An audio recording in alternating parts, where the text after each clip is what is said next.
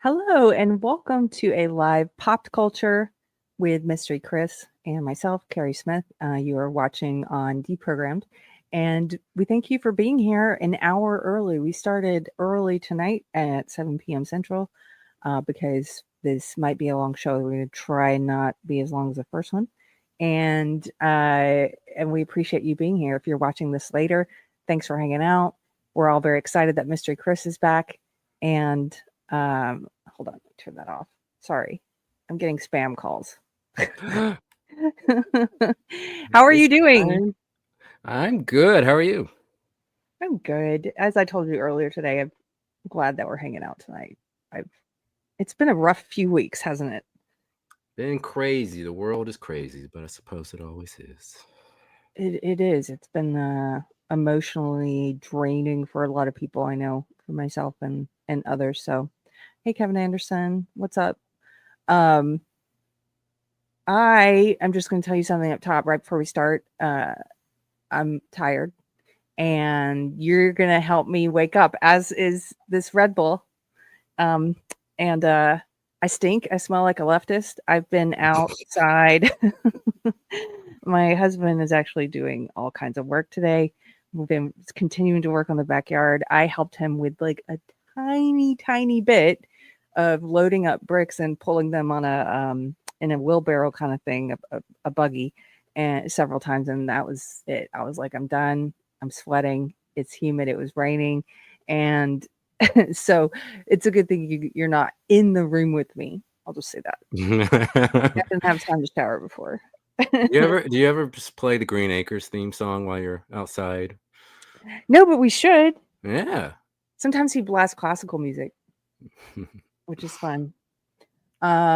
So hey, Ann Pinkava, good to see you. Yes, it has been a few rough weeks, and good grief, Davina, good to see some familiar faces. So we are doing tonight a part 2 of our episode from last month about race, and especially the role that televised court cases played in exacerbating racial division in the US. And we're particularly looking at the 90s. And so in the first part of this episode, if you haven't seen it and you like this one, you can go back and watch the first one, which focused primarily, I'd say, on the Rodney King trial and the riots and the media coverage of that trial. This one is tonight, OJ Simpson. Why is this a timely episode?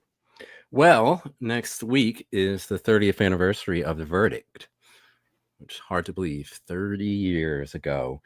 And so I wanted to talk a little bit about that, but of course you have to talk about everything that led up to it. And I think something I love talking about on the show is examining things in the past and really understanding how the seeds to, what we see now were planted long ago. And I think with the Rodney King and the LA riots, and with this, certainly you saw those seeds that would kind of end up growing up into being the Black Lives Matter and all the racial grievance culture that we see now.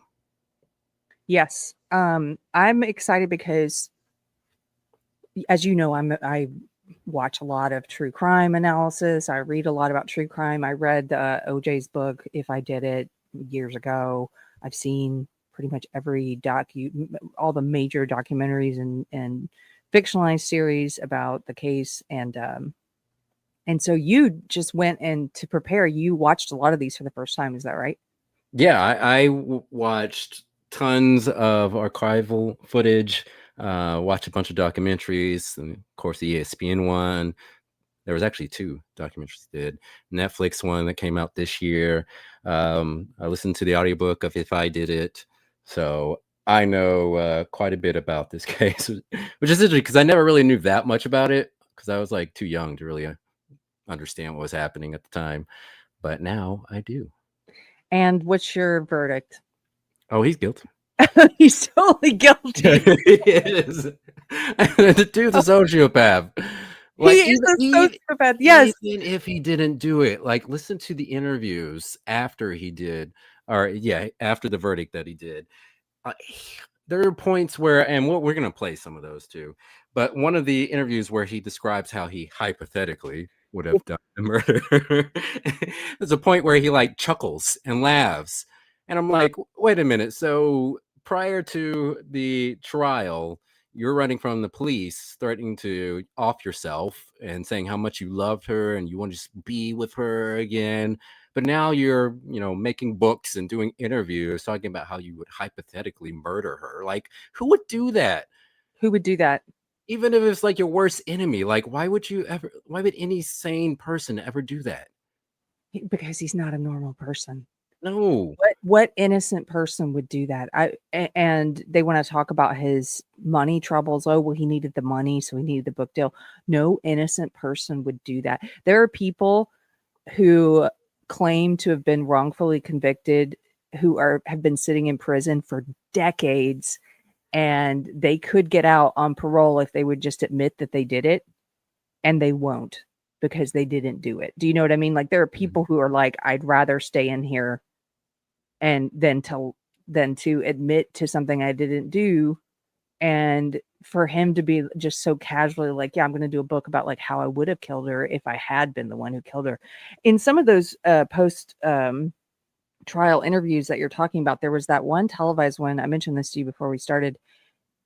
They held the interview back for years and they finally released it, and it was about the book. And I think you probably saw part of that one. And in that interview, he also falls back and forth, switches back and forth between the hypothetical and the past tense. And he just, it's like he's forgetting that he's supposed to be thinking about a hypothetical. And so he's like, and then I did this instead of, I guess I would have done blah, blah, blah. Right. He just this, I did this, I did that. It's like he's falling back into it. Yeah.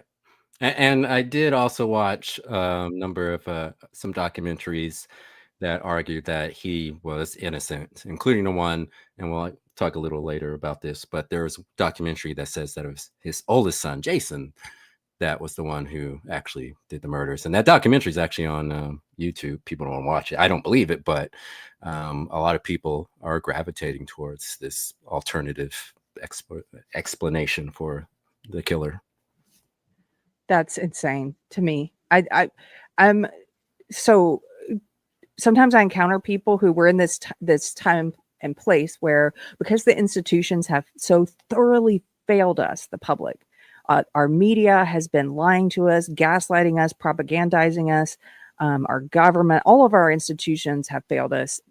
Nobody trusts them for good reason. But because of that, one of the consequences of that is you have a lot of people who are running around like, I don't know what to believe, and then going and trying to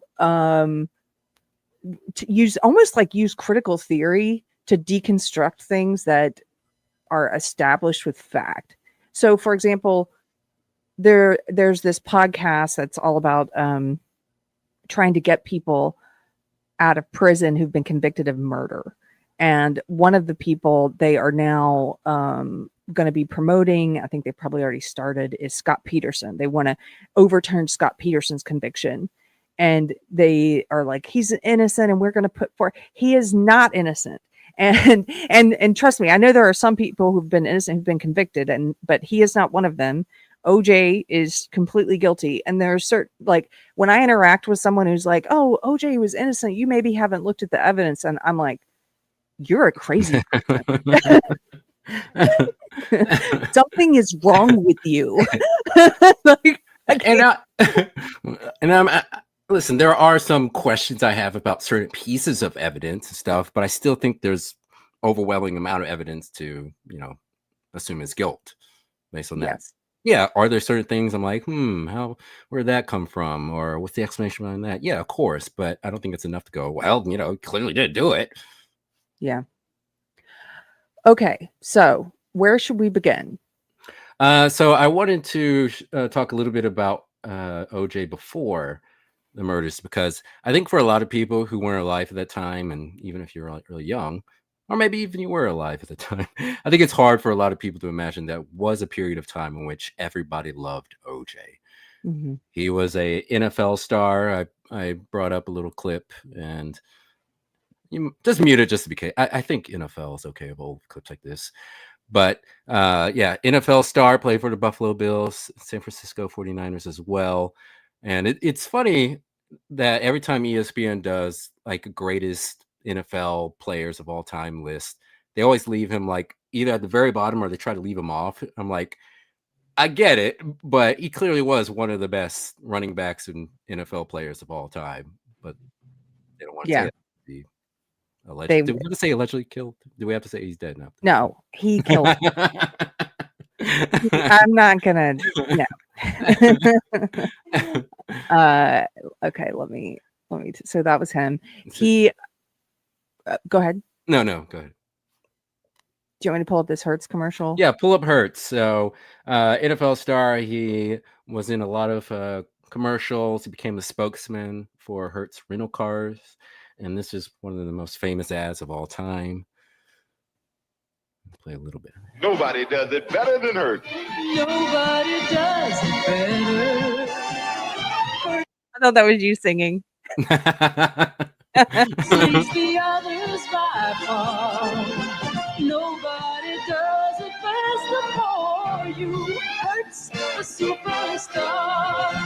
Nobody has more of what it takes to rid you of Fairmont, Mustang, LTD, or other fine car faster. Hertz, a superstar. You know. Who do you think is more embarrassed by the spokesman, Hertz or Subway? Oh, that's a tough one because Jared, right? Yeah. Well, I think Hertz because I don't know.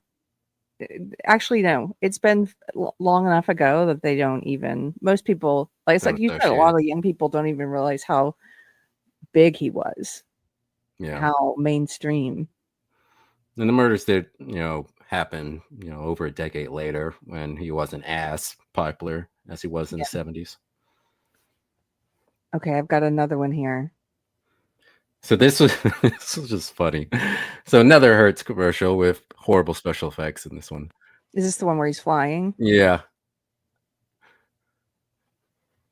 It's terrifying. I used to run through airports. Now I fly through them.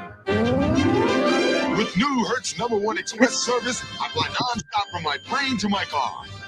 Without stopping at the counter.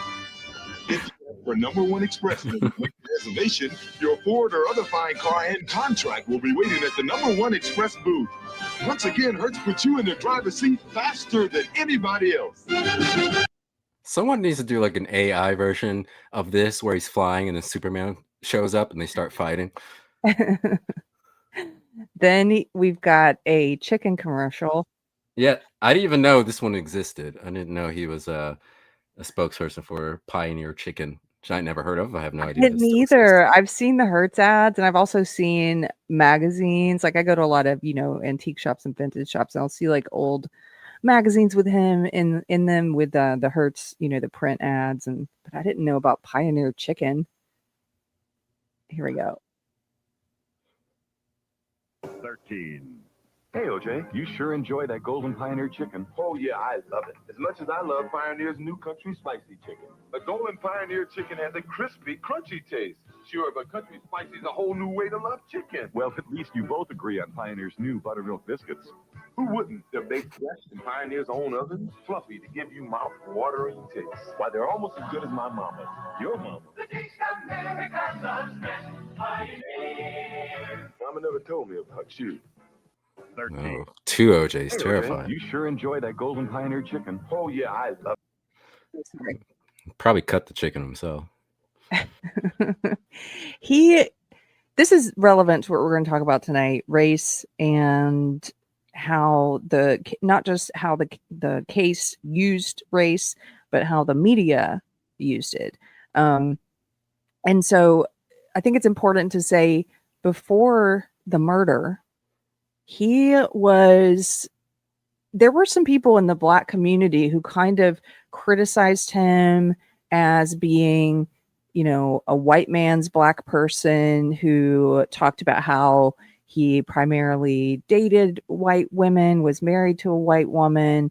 In fact, in his house before, I don't know if you came across this while you were doing your research, but during the trial, his team, the defense team, wanted to bring the jury through the house. And because there was evidence that was collected in the house and they wanted to take them through. And before they brought the jury in, they renovated the house. Did you know this? Yes. Okay. So for anybody that doesn't know, his house was covered in pictures and of himself with like bikini models and lots of white women in bikinis and at parties and kind of living this Playboy lifestyle. And they took all of that down and to try and present him as this pillar in the Black community, they replaced everything with stuff that wasn't his, with a lot of artwork of like Black people and Black families and Africana, and just created this totally fake image of who he was at home, which is so disturbing to me. If you're going to get permission to take the jury through the defendant's home, you should not be able to go in and like set design it like that. I think. Yeah, there were a lot of Black people who, prior to the trial, didn't like OJ, or at least frowned upon him because they thought he was trying too hard to be white.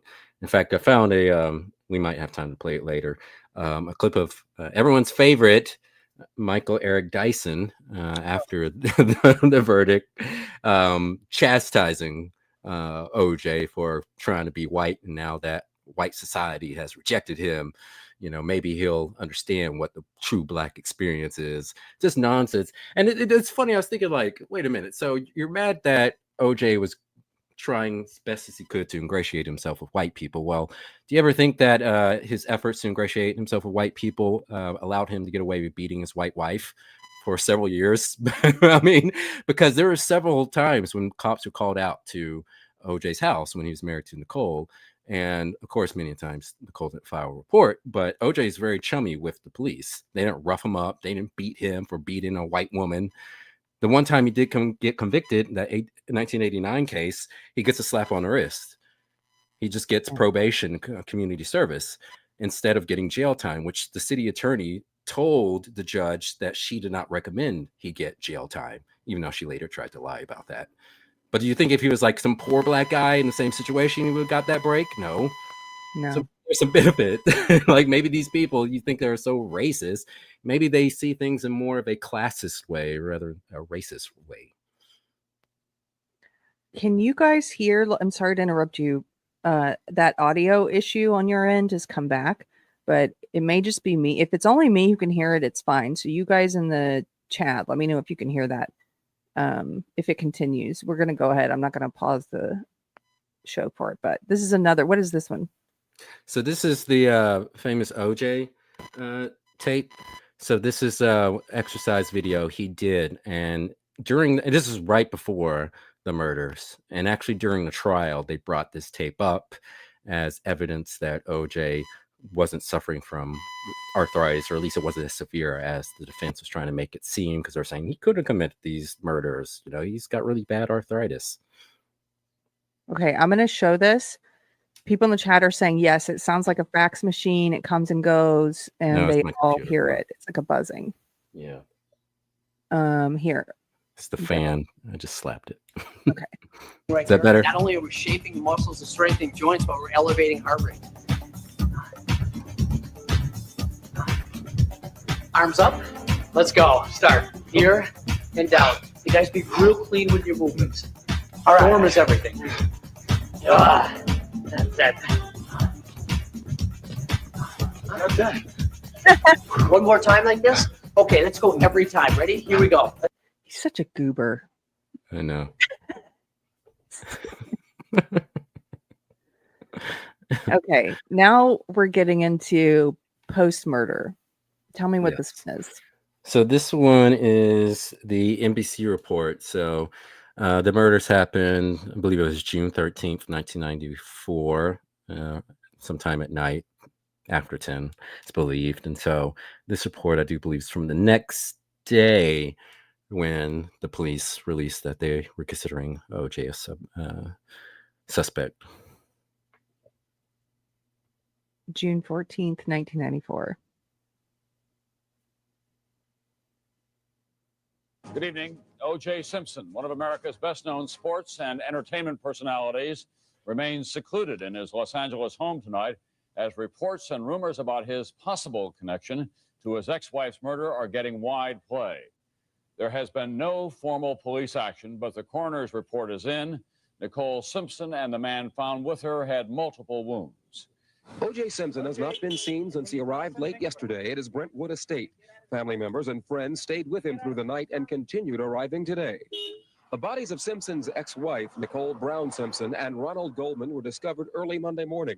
Later, a police forensics team began a search of the crime scene and OJ Simpson's home. Investigators removed several pieces of evidence from both properties. A blood-soaked glove, according to the Los Angeles Times, found at OJ Simpson's home and believed used during the killings. A second newspaper reports the matching glove was found at the crime scene. Samples of reddish-brown stains on the driveway at OJ Simpson's home. A pair of white tennis shoes believed to belong to OJ Simpson, and a four-wheel drive Ford Bronco registered to Hertz Rent-A-Car, the company Simpson has pitched for years in television commercials.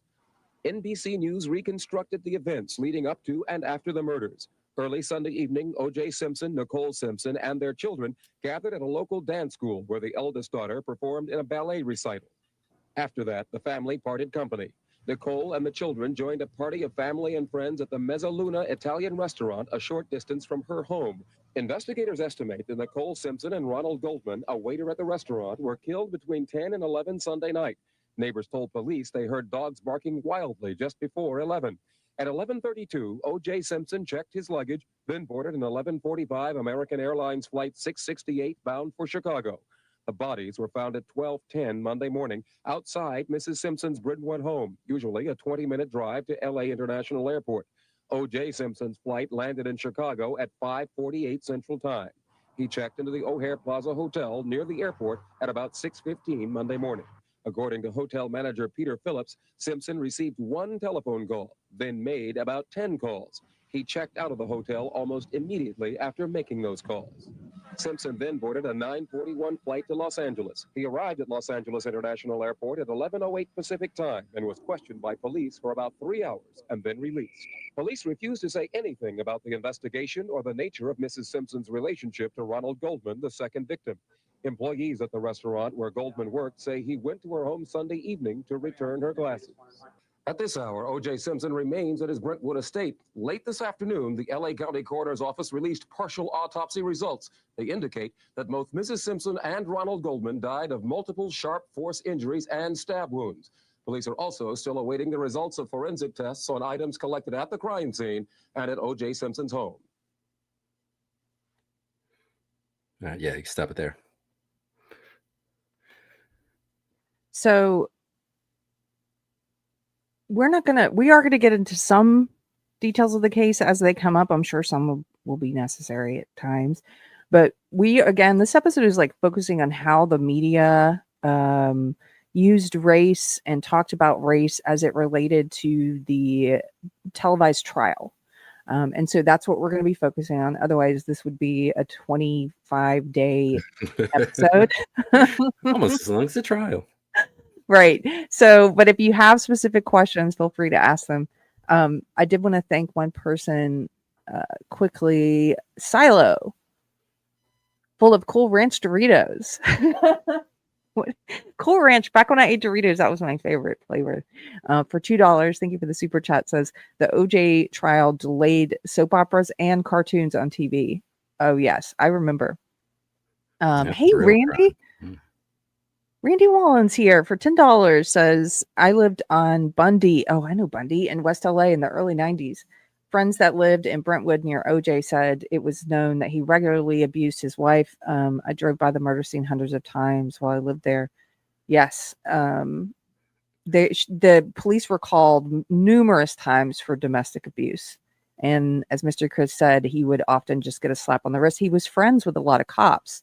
One of those I will mention, Ron Shipp, who was a black police officer with the LAPD, who was a close friend of his and looked up to him. And Ron Shipp has spoken many times about how he believed OJ was guilty. He knows OJ was guilty.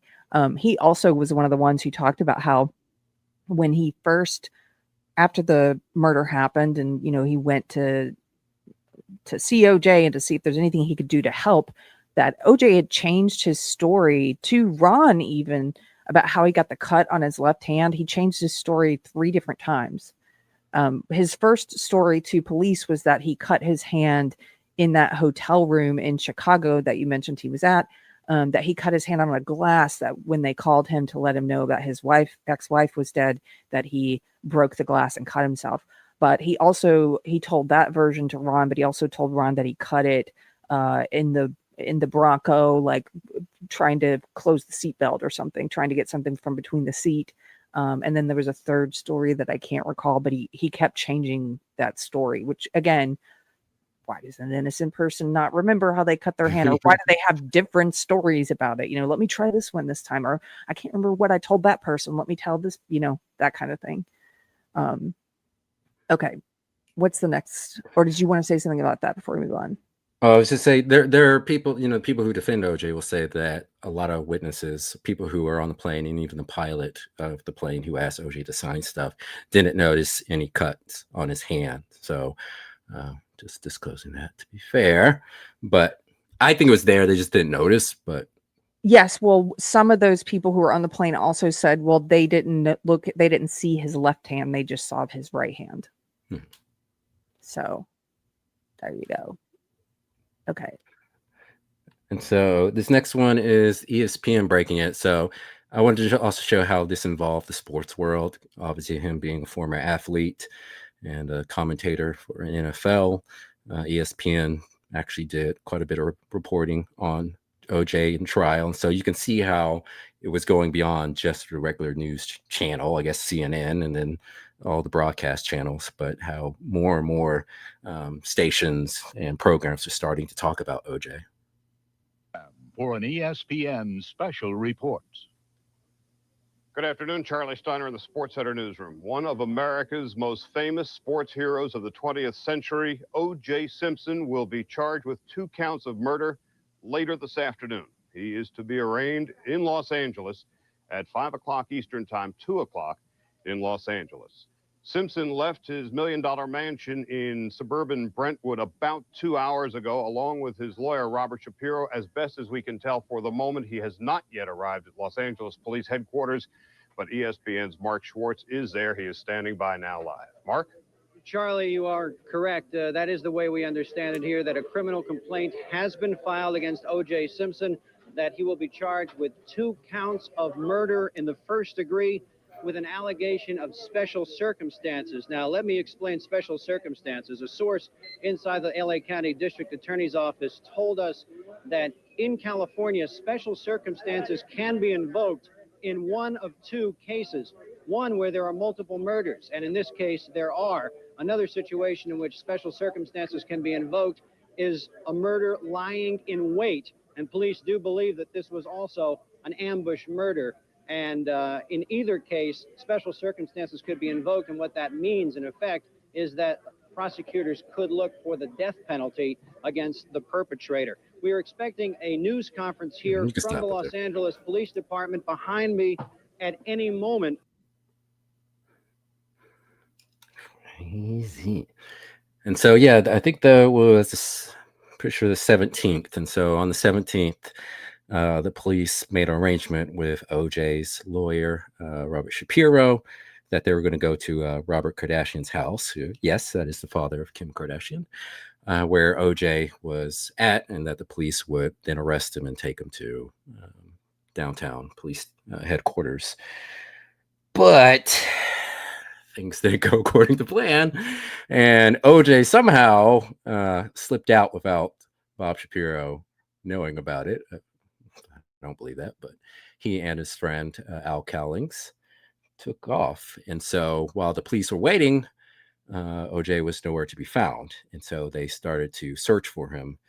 And this next clip, I don't know how much you want to play of this one, because at the very beginning, or where I have it marked at, Robert Kardashian's reading off OJ's, letter or he's threatening to off himself.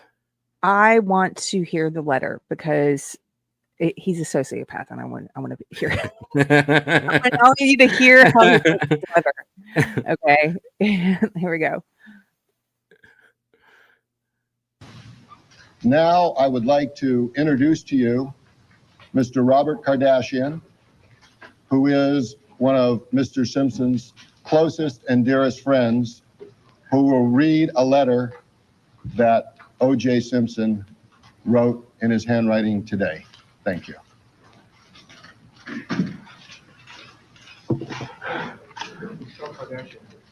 Let's go first. This letter was written by OJ today. To whom it may concern. First, everyone understand I had nothing to do with Nicole's murder. I loved her, always have, and always will. If we had a problem, it's because I loved her so much. Oh, holy crap. Let's just start right there. Let's just start right there. If, ladies, I've sometimes there's a lot of videos on YouTube that are very popular right now where it's like women looking for advice on like how to spot a narcissist or a sociopath and what are the red flags to look out for. If he says that if there's any problem in your relationship, and especially if it's known that he was abusing you, so that's one of the problems. But if he says that any problem in the relationship, including him beating you, is because he loves you too much, that's a love problem. Fist. Yeah. Huh? It's love fist. Just a little love punch. That's several red flags. The thing about narcissists that's so amazing to me, I've mentioned this before, is they don't understand. Like, I truly think they think everyone is like them. Some of them are aware of what they are, but that's pretty rare. But a lot of people with cluster B personality disorders, they think everyone is like they are. Just like normal people think everyone's normal, and that's why they can't really understand sociopaths, because they're like, why would they do this? And so narcissists, sociopaths, like a lot of times they will say things that they don't even, it doesn't red flag for them.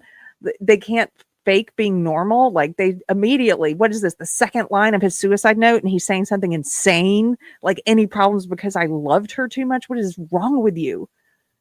That's what I don't understand though about like narcissists, because they are really preoccupied with trying to maintain a certain image in the minds of people. And so I would think that will require some self-awareness, because they know how to manipulate people in order to kind of keep them, putting them on a high pedestal. But with OJ, specifically after the verdict, he would say things that we talked about earlier that would show that he lacked self-awareness, that everybody who's normal can look at him and see that there's something wrong with you, because the way you're reacting to horrific events is not normal. It's not normal. Okay, let's continue. If there were any problems in the relationship, it's that I loved her too much. Okay, we'll continue. Recently, we came to the understanding that for now, we were not right for each other, at least for now. Twice he has to cope and say, at least for now, because he wanted to be with her and control her, and it bothered him so much that she had gotten out from under his thumb. He was seen. He would lurk outside of where she lived and watch her on dates with people. Like he was stalking her. And I love that he put that in there twice. We had mutually decided that at least for now, it wasn't good for us to be together, at least for now. He really wants you to know that they were probably going to get back together.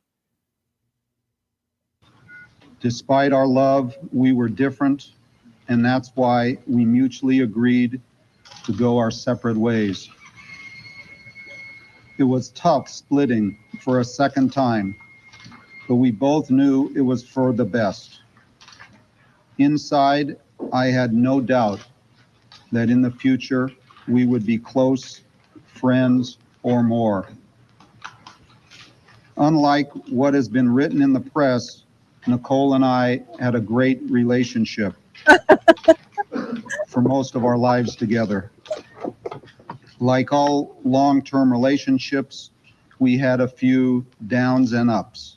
Oh, I took the heat New Year's. wait, again. Like all long-term relationships, we had a few downs and ups. That's how he characterizes physical abuse, leaving her black and blue and bruised, and the police having to come multiple times. A few ups and downs. That's how he characterized. Like anyone, like we all, Well, it's like when he describes the 1989 incident in which he was arrested and convicted of. He never says that he beat her. He says he removed her from the bedroom. They were both drinking. It was New Year's Eve, and they got in a fight, and he removed her from the bedroom. He always uses that verbiage, just removed, instead of saying, "Oh yeah, I hit her. I smacked her. I should have done that." He never owns up to anything. It's just, "Oh, I just removed her." And it's like, why does she have all these bruises? They had, just to put it on the record, there were at least 9 police reports filed between 1986 and 1989 for domestic violence incidents involving OJ with Nicole. There was the time in 1989 New Year's Day when they found her beaten and hiding in the bushes outside of their home. And that's when he pled no contest to spousal abuse. There were multiple friends and family members who testified during the trial, like both trials, during the criminal trial and the civil trial, who testified and said the abuse was frequent and that it escalated. It got worse over the years. And keep in mind, he maintained his Hertz sponsorship throughout all of this. Throughout all of it. Could a regular person get away with beating their wife that often and keep their job? Okay, let's continue. 1989, because that's what I was supposed to do. Wait a minute. Everyone understand, I had nothing to do with Nicole's murder. I loved her, always have, and always will. If we had a problem, it's because I loved her so much. Recently, we came to the understanding that for now, we were not right for each other, at least for now. Despite our love, we were different, and that's why we mutually agreed to go our separate ways. It was tough splitting for a second time, but we both knew it was for the best. Inside, I had no doubt that in the future, we would be close friends or more. Unlike what has been written in the press, Nicole and I had a great relationship for most of our lives together. Like all long-term relationships, we had a few downs and ups. I took the heat New Year's 1989 because that's what I was supposed to do.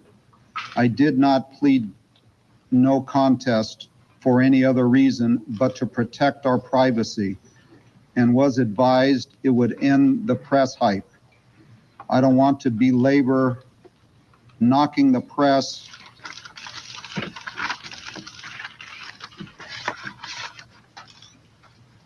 but I can't believe what is being said. Most of it is totally made up. I know you have a job to do, but as a last wish, please, please, please leave my children in peace. Their lives will be tough enough. I want to send my love and thanks to all my friends. I'm sorry I can't name every one of you, especially AC. Man, thanks for being in my life. Fast for a little The bit. support and friendship I received from so many. This part we'll fast forward, but he just starts like thanking people like he's winning an Academy Award. And then, yes, and then he's like playing the victim at the end of it. Where do you want me to fast forward from here? Just a little bit. Kardashian goes on to almost 36-minute mark, so he speaks for another 4 minutes or so. So you want me to go to the CNN coverage at 51:05? Yeah, go to that. So that's same day. The police locate his, or actually it's Al Collins' Bronco, which a lot of people think it was OJ's Bronco. They both had white Broncos. They had matching Broncos. Which is weird. So of course the Bronco that OJ had was from Hertz, and I assume one Al Collins had is also from Hertz, because that's very odd if it's not and you decide to buy a matching car as his friend OJ. But yeah, apparently they went to see Nicole's grave, and it's when OJ tried to off himself, apparently, according to Al Collins and OJ. And that was all the way on the south side of LA. And then they started making their way up north, and that's when they got caught by the police and let them on a long, slow chase all the way up to OJ's house. Just to clarify, I just confirmed, because I thought he bought that matching white Bronco for AJ, and he did. He bought it, okay. Yeah, he gifted it to him.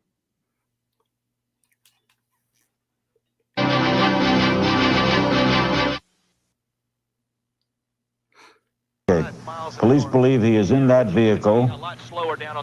Let's pick up what the KCAL broadcaster is saying. It seems at this point that the officers would do just about whatever they do in any type of a pursuit. Now they're telling me that they believe that this vehicle is registered to Al Cowlings, one of OJ's oldest friends, a teammate at Southern Cal. Want to pressure the vehicle and just hope that. And they believe that Al Cowling, who's the other person they're looking for, who was with OJ earlier today, they believe that this is the car. We do not know this is the car. At this point, Pat, it seems like Michelle is getting more information from than I've got. Regional 6 again is down below, but he's really not talking. He's on his own frequencies, trying to just stay on top of all of the vehicles down there, just in case the vehicle did get away. The law enforcement vehicle would be able to maintain visual at all times. And you can skip all right the way. Now, Pat, I see two vans that are no more than It goes on for a while, as you can see. Do you remember when this happened? Barely. You're a little younger than me. I was in high school. I was at science and math school, and I remember watching this in a classroom. Like, I can't remember if class was interrupted to watch it live or if we watched replay of it later. But I remember that our whole lesson was interrupted because of this. Yeah. It was the NBA Finals was happening between the New York Knicks and my Houston Rockets, and they interrupted the game to show this chase. So at the peak of this chase, it had 95 million people watching it. This is insane. It's like Super Bowl numbers. And so you can see the setup for this trial, because there are so many things that went into this trial, making it the so-called trial of the century. Everything with the celebrity, the race, everything leading up to it, that it almost seemed like a movie. Oh, you don't have to go that far yet if you want. Okay. Because I had a couple other ones. There's one link where OJ's talking to Tom Lange, the lead detective, one of the detectives on the case, and Tom's trying to convince OJ not to pull the trigger. But that part wasn't. That one's right underneath it. You can come back to this one later. Okay. But yeah, underneath it, and this wasn't broadcast during the chase, but afterwards, Tom went on TV and they played it on CNN. But you can hear OJ trying to act. So he was trying to act like he was going to kill himself and, shoot himself in the back of the Bronco, and they had to get on the phone with him and be like, no, please don't. Which, I mean, you have to have incredible skill to do that kind of a job. I'd be like, well, I'm kidding. Okay, here we go. Right from the beginning, just saying you're doing your job. Listen, I know you do a good job. Okay, thank you. But there's a lot of people that love you. Don't throw it all away. Don't throw it all away. I can't take this. Oh, yes, you can. Yes, you can. You got your whole family out here. I can't. They love you, man. Don't throw this away. Don't do this. They love you. Don't do it, OJ. It's going to work itself out. It's going to work. It's going to work. You're listening to me. I know you. And you're thinking about your kids right now, aren't you? Aren't you? Oh. They're thinking about you. They're thinking about you. Let me just answer that. No, a narcissist is not thinking about his kids. He's never thinking about anyone else unless it's related to like what that person thinks of him, you know, but it's not like, how would it traumatize my child if I killed myself after killing their mother? Not thinking of that. No. So is your mother. Your mother loves you. Everybody loves you. Don't do this. OJ has terrible improv skills. Oh. He has terrible improv. Oh. Somebody's on the toilet. Man, just throw it out the window. And nobody's going to get hurt. I'm the only one that deserves. No, you don't deserve that. You do not deserve to get hurt. Wait, what? You do not deserve to get hurt. I'm the only what? Don't do that. So it's like part of there. It's weird too, because it even in the book, If I Did It, and in the interviews after the book came out, there's these little moments, like I said, where he drops the hypothetical and just talks about what he did, you know, where it just comes out. It reminds me of Robert Durst. I don't know if you've seen the docuseries The Jinx about Robert Durst, but there's a part where Robert Durst, who maintained his innocence about these multiple murders for years, including the disappearance, the murder of his wife. There's a part in the documentary where he's still maintaining his innocence, even after they found all this evidence linking him to one of the murders. And he goes into the bathroom and he doesn't realize he's still mic'd. And in the bathroom, you can hear him burping a lot and also talking to himself and going, oh, they know I did it. Like he's like, wow, crazy. It's crazy. And he's like talking. It's almost like a demon talking to him, you know? It's like Smeagol. Yes. Yes. And so I just think it's fascinating because in this, you know, he's maintaining his innocence and supposedly he's so innocent and they loved each other and they just had normal bumps in the road like anyone, and all of those multiple police calls and reports and him pleading no contest to spousal abuse and all the pictures of her bruised and broken and like all of the diary entries she'd been writing for years, including the 911 call that they played in the court case when he broke into her house after the divorce and was threatening her and beating her. Like all of that stuff was just fake, right? And he's presumably in this white Bronco fleeing instead of turning himself in because we're supposed to believe he's going to kill himself because he's innocent and he doesn't want to be convicted when he's innocent. Except what happens when this guy's talking to him, some of the truth slips out. It's like truth and fiction there together. And he's like, I deserve it. Yeah. Why would an innocent person say that? Yes. All I did was love Nicole. All I did was love her. And then, I understand. I love everybody. I try to show everybody my whole life that I love everybody. We know that. And everybody loves you. Especially your family, your mother, your kids, all of your friends, AC. Everybody does. Don't do this. Just put it down or throw it out the window. And this will all go away. It's going to be a lot better tomorrow, believe me. I always wondered please. What happened if OJ told Tom, it's like, hey, do you love me? Tom would be like, yeah, I love you. He would say that. Yeah. How much do you love me? Like, quite a bit. I'm a huge fan. He would have, though. That's how they're trained. You know, he would have been like, you're a great hero. I think he even did say some of that stuff. People admire you, you know, flattery for the narcissist, flattery. Turn yourself in so we can get justice kind of thing. Let's play just a little bit more. Okay. Let's go. We'll let you go up to the house, but we need you to throw that out the window. Yeah. We'll let you go up there, but we need you to throw the gun out the window. Please. They see it taken from me when I get home. What? If you throw it out the window, they're not going to have to do that. Okay? Hello? OJ, you still there? The other thing is the special treatment he got because he was a celebrity and was friends with the cops and everything and was this beloved American hero. That the fact that they would let him interrupt traffic, shut down traffic, and just follow him and plead with him to turn himself in for how long did the chase go? It was like hours, right? Yeah, at least a couple hours, I think. Anybody else, it wouldn't be this polite, like, we're going to follow you and coax you to turn yourself in. It would be, we're going to put up, what do you call those strips that puncture the tires? Spike strips, or we're going to, right. Or we're going to do a blockade and we're going to force you off the road. Or it wouldn't be this sort of like, okay, Mr. Simpson, we'll let you go. Like, no. I have some footage. It's a brief one. The one underneath that link is a little bit of footage from on the ground. It's only like a minute long. But I wanted to show this to show you just how crazy it was. So many people were pulling over their cars on both sides of the road and getting out, taking photos, cheering OJ on, saying, "Go, OJ, go," which is from the Hertz commercial. OJ, go. It's so gross. It's like a movie, too. Yeah.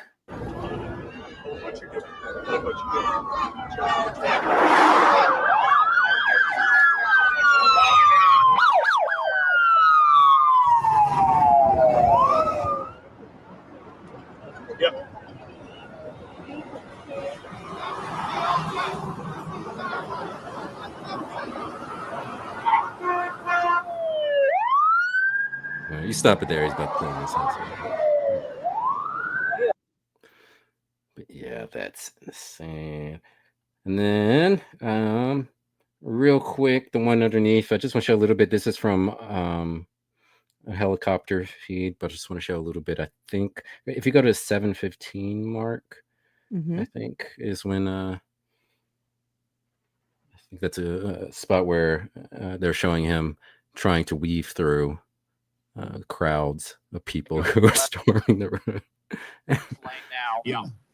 Making a left turn. The intersection's free and he's clear, and now making his left turn westbound on Sunset. All right. He must have gone right by you, Eric. Well, he has, and we're staying ahead of it. We're going to his mansion, believing that he's going there, but it was an amazing situation on that overpass there. There were people running around on top of there. I don't know how he's going to be able to drive through all those people. All along Sunset Boulevard, there are people stopped as well ahead of the chase. We can only assume he's going to his home on Rockingham in Brentwood. Okay, Eric, that's... okay, you go to exactly 11:15 mark. And so this is when he arrives home. We're very close. We're right in the neighborhood. We are right on the block where his house is. Okay. And he is pulling in to the driveway. Come around. Someone is going to the door right now, Eric. And I think that's a sign, right? Yeah. We're pulling up. Let me tell you what I can see. We've just turned the corner. It's total chaos here. Motorcycles, black and white, people running around. And so apparently there were snipers stationed all around there. Because the cops say that if OJ had gotten out of the car with the gun still in hand, they would have opened fire on him. But yeah, you can stop it there. So this standoff goes on for like another couple hours. God, he's such a...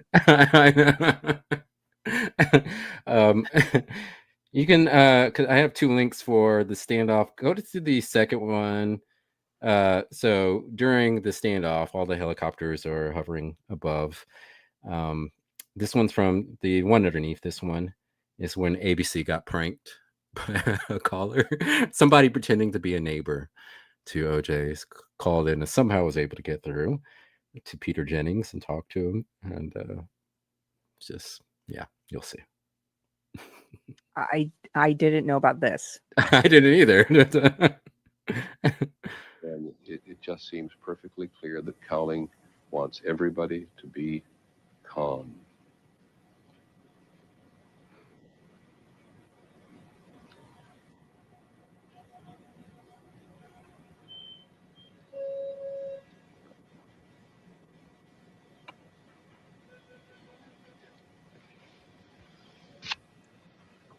I think we called him Simpson. Right, for a moment. We have on the phone There we with Robert Higgins, who lives in the neighborhood and is on the ground and can see inside the van. Mr. Higgins. Yes, how are you? Just about as tense as you are, sir. Oh, my Lord, this is quite tense. Oh my Can you gosh. see? What is this?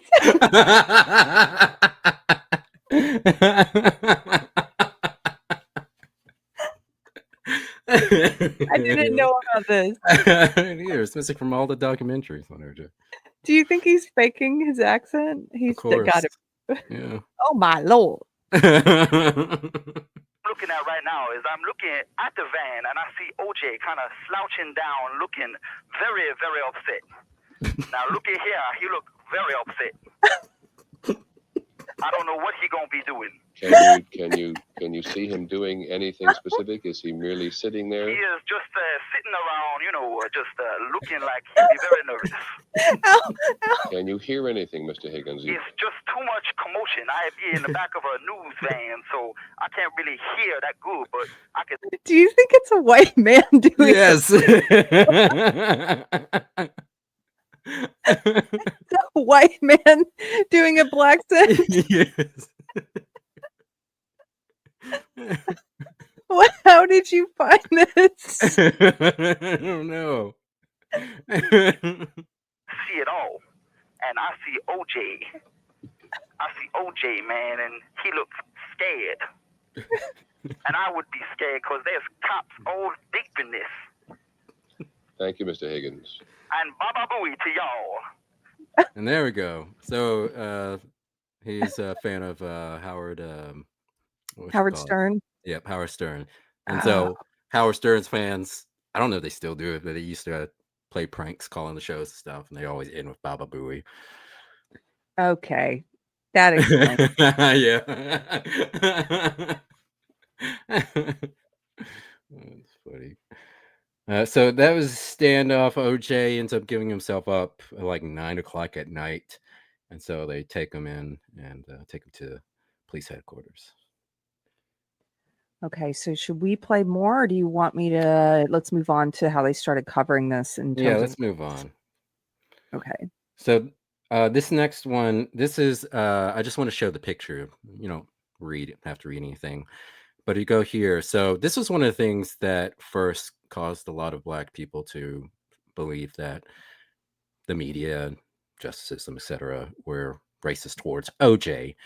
Was this difference between the Newsweek and the Time magazine cover. So Time magazine cover, as you can see, darkened OJ's face. And so a lot of Black people thought that Time magazine was trying to make OJ seem darker, thus more threatening and scary, and that was playing on racial stereotypes about Blacks.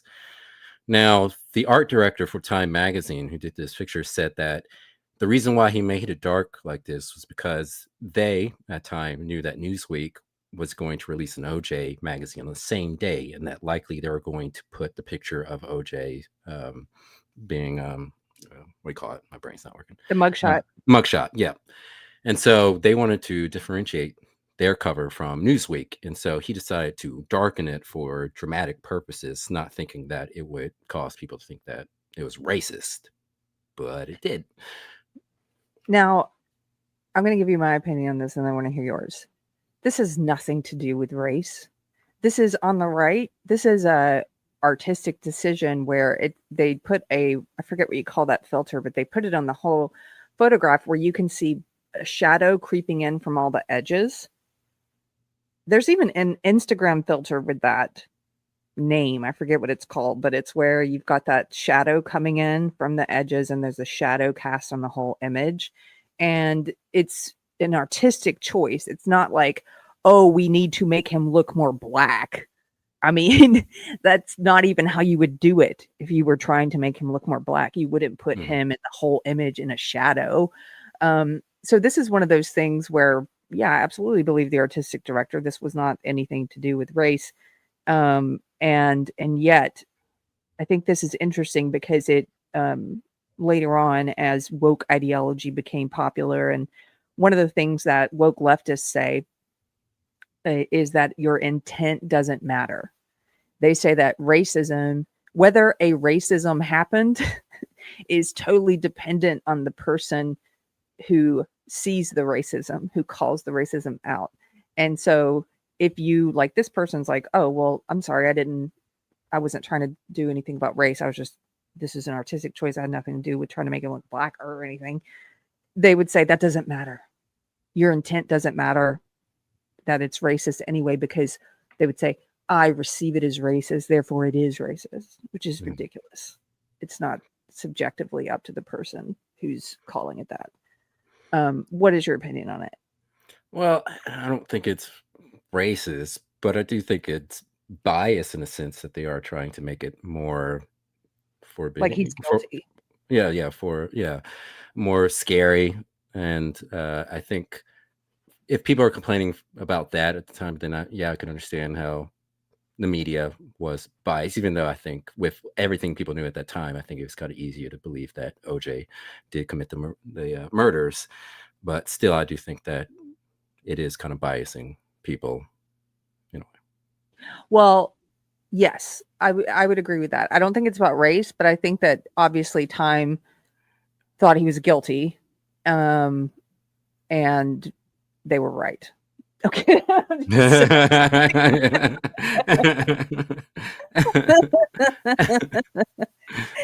all I'll say about that. Hold on, let me see. I wanted to thank Randy. Hey, Randy, again for $10. Thanks for the super chat. Thanks for supporting Deprogrammed. We appreciate you. He says 100% jury nullification because of race. Also, many miss that USC, its football program and alumni network, had much to lose if OJ was found guilty. The LA media was full of USC grads that polluted the jury pool and public opinion. That's a good point. Good. Thank you for that, sir. And I think with the choices for the jury, it was, I believe, correct me if I'm wrong, it was like 8 black people, 2, were they Hispanic? I know it's predominantly black. Yes, it was predominantly black. Mix of it. But I think with the selection of it, because there was a consultant who consulted with both the defense and the prosecution about jury selection. And she told both of them that black women were biased in favor of OJ because they tended to think he was handsome. And so Marsha Clark ignored this and still went with, predominantly black and women jurors. And I think she went with it because she talked about how she had been on other cases in which you had majority black jury convicted a black defendant. And I think because of that and the fact that her and the DA, Gil Garcetti, didn't want there to be riots if OJ was found guilty, because I think they believed the evidence was so strong that they would have to convict. And if a all black, or should I say majority black jury convicted OJ, then I think they thought they could reduce the chances of a riot occurring in LA like it did with Rodney King and the 4 police officers who were found not guilty. Yes, Marsha Clark had a good track record getting convictions with black women on the jury. That is true. And so she was like, I don't mind if it's mostly black. And it was mostly black women, as you pointed out. It was 9 black jurors, 2 white jurors, and 1 Hispanic. And of those 12 jurors, 8 of them were women. So it was mostly black women. And she was fine with that because she had a good track record with black women of getting convictions. And she was like, why should this be different? And I can do this, and moved ahead with it. Yeah. And to tail on that, if you go down to the CBS report on OJ and blacks, it's like, yeah, there we go. Pull that up. So this one is one of the early reports on blacks and how they perceive the trial. And so I'll ask you after this, actually. Black Americans are talking about race. I don't like him. To me, he's a Tom because he refused to do an ad for the United Negro College Fund because he didn't want to be associated with anything black. You and there. Playful Benjamin, talk show host and newspaper columnist, says he and other blacks may not like Simpson, but he understands why many have sympathy for him. A CBS News America Tonight poll shows that 73% of blacks and only 47% of whites say they're sympathetic. Benjamin says that difference, I think, reflects a deep distrust that black community has involving the intentions of white people in general. why does he reflect on every black man? Well, because it's a racist society.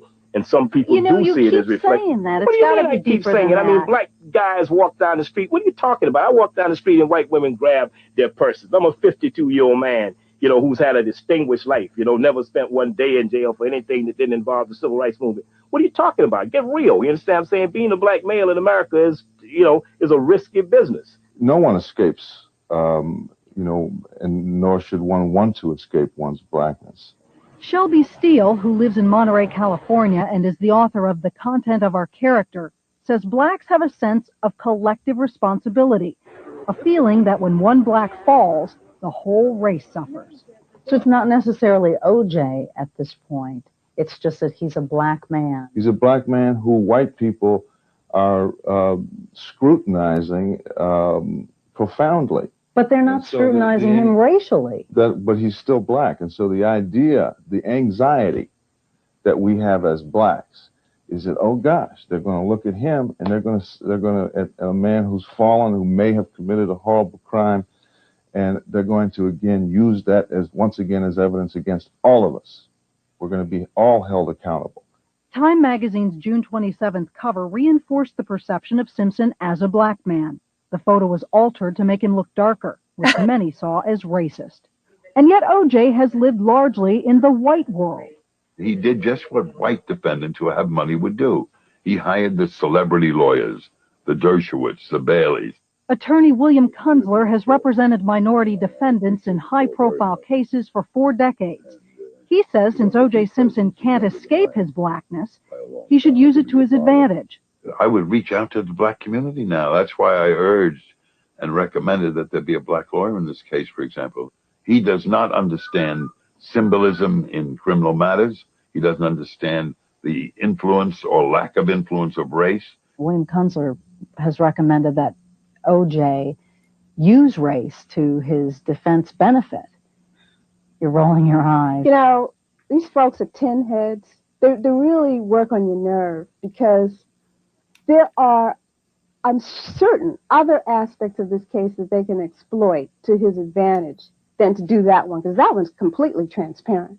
Journalist Allegra Bennett says this is simply a fascinating case of alleged murder. Nothing racial about it. It's just like that is a based black woman.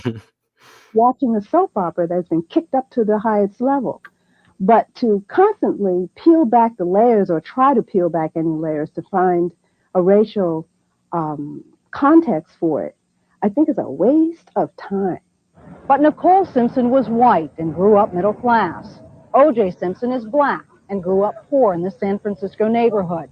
And what troubles many blacks is the perception that no matter how far O.J. traveled from his underclass beginnings, he still may be seen as just another black man from the ghetto, unable to avoid violent crime. I think it's something we've got to grow beyond now.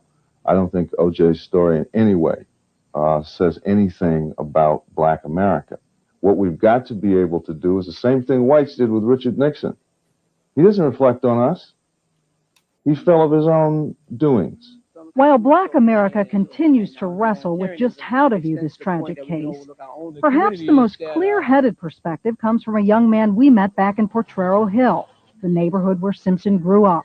So you don't feel any kind of responsibility that he's a black man? No, if he was white, Chinese, or whatever, I would feel the same way. I want to see the guilty party pay for what they done.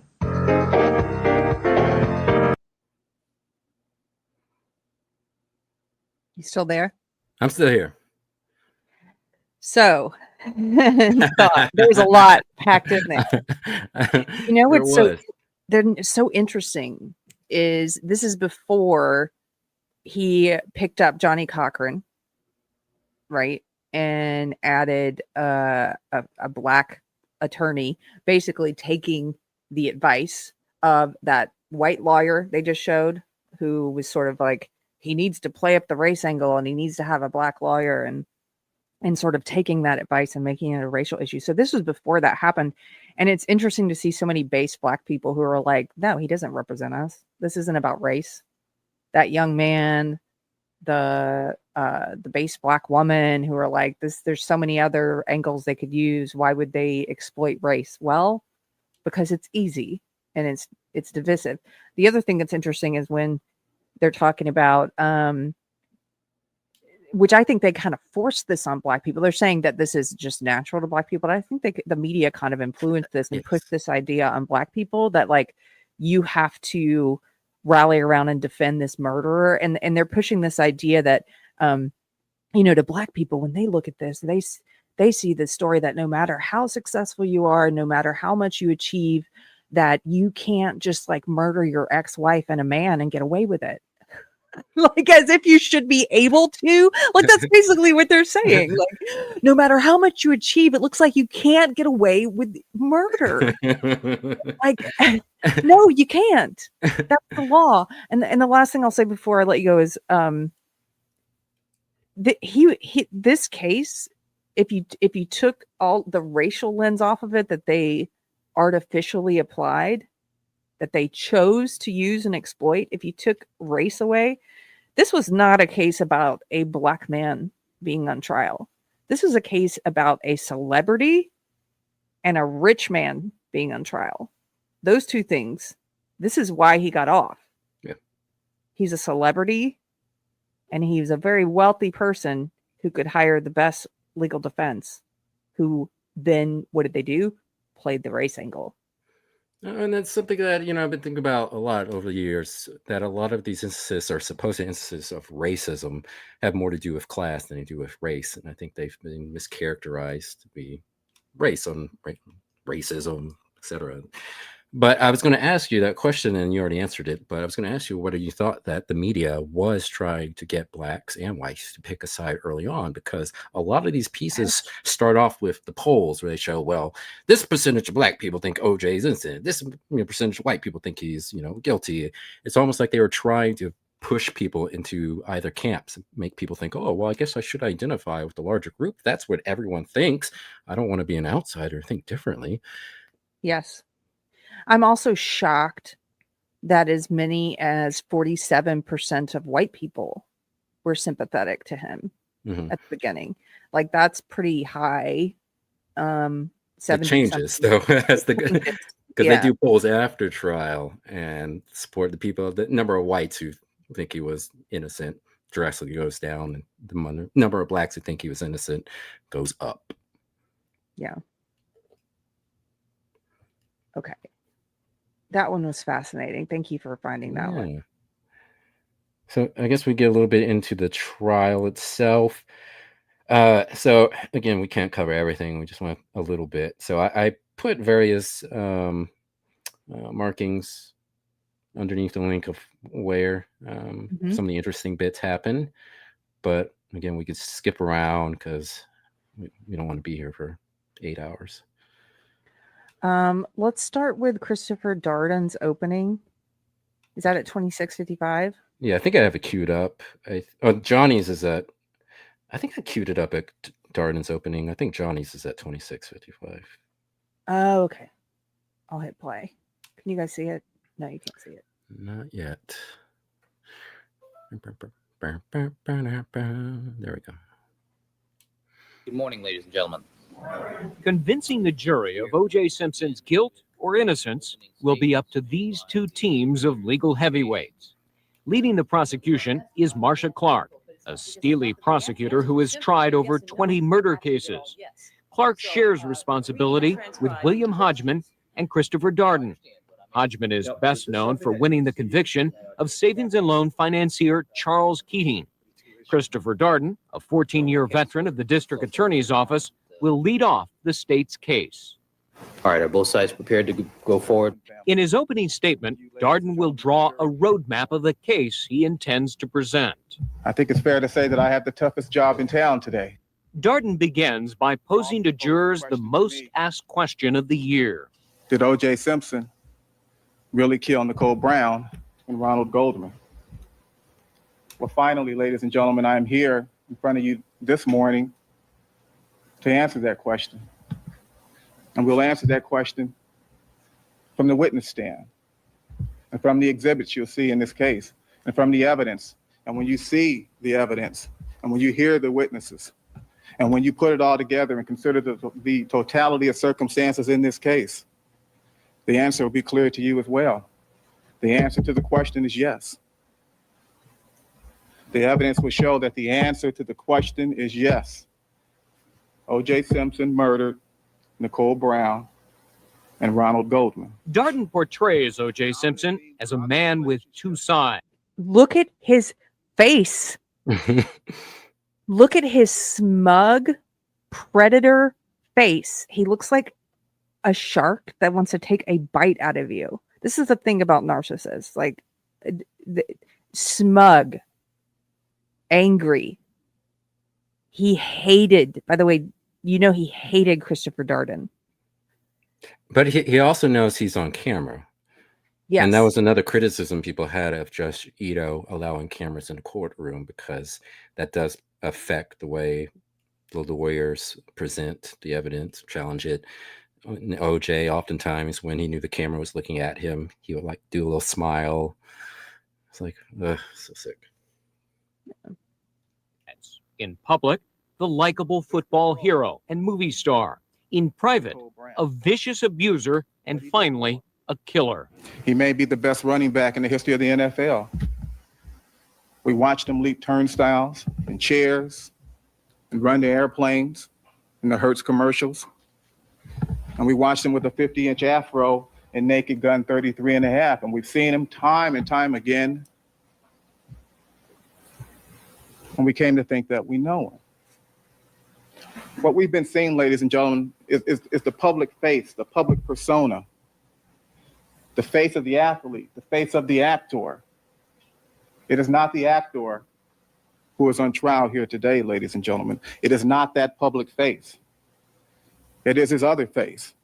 Like many men in public, like many public men, they have a public image, a public persona, a public side, a public life, and they also have a private side, a private life, a private face.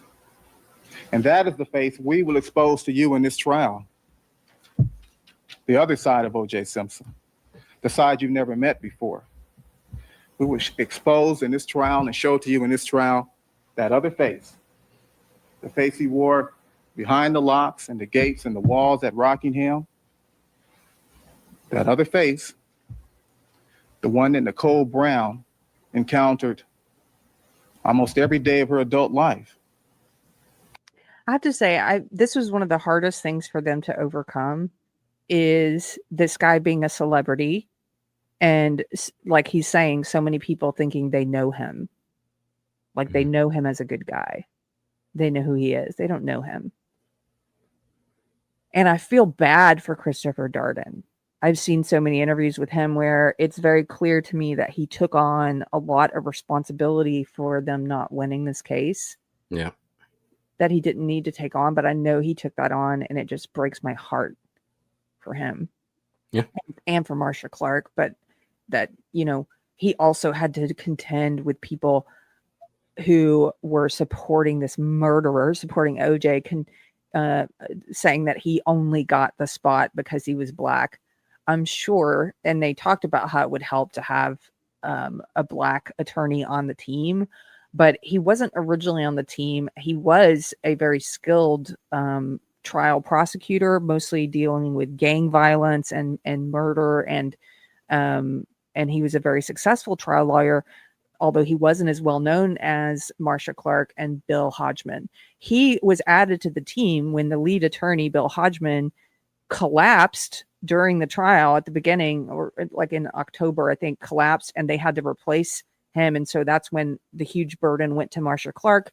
And then they added Christopher Darden to the case, but he had to deal with everyone in the media saying he didn't deserve to be there, or that he somehow wasn't, you know, a good, basically they were trying to say he's a DEI pick. Do you know what I mean? Yeah. Well, even Black people saying that, because I actually have a clip we'll play a little later of after the trial. He's on a panel full of black folks, and they're in front of a very hostile crowd, and people get up and are accusing him of being a sellout, and it's off. Like, just wait to see it. It's crazy. Well, it makes me sick. Okay, so where should we move to next on this? So let's just show a little bit of Johnny's thing, and again, you can feel free to skip around stuff because it's quite a bit I've marked off here, but we don't have to play and don't have time to play all of it. But yeah, 2655.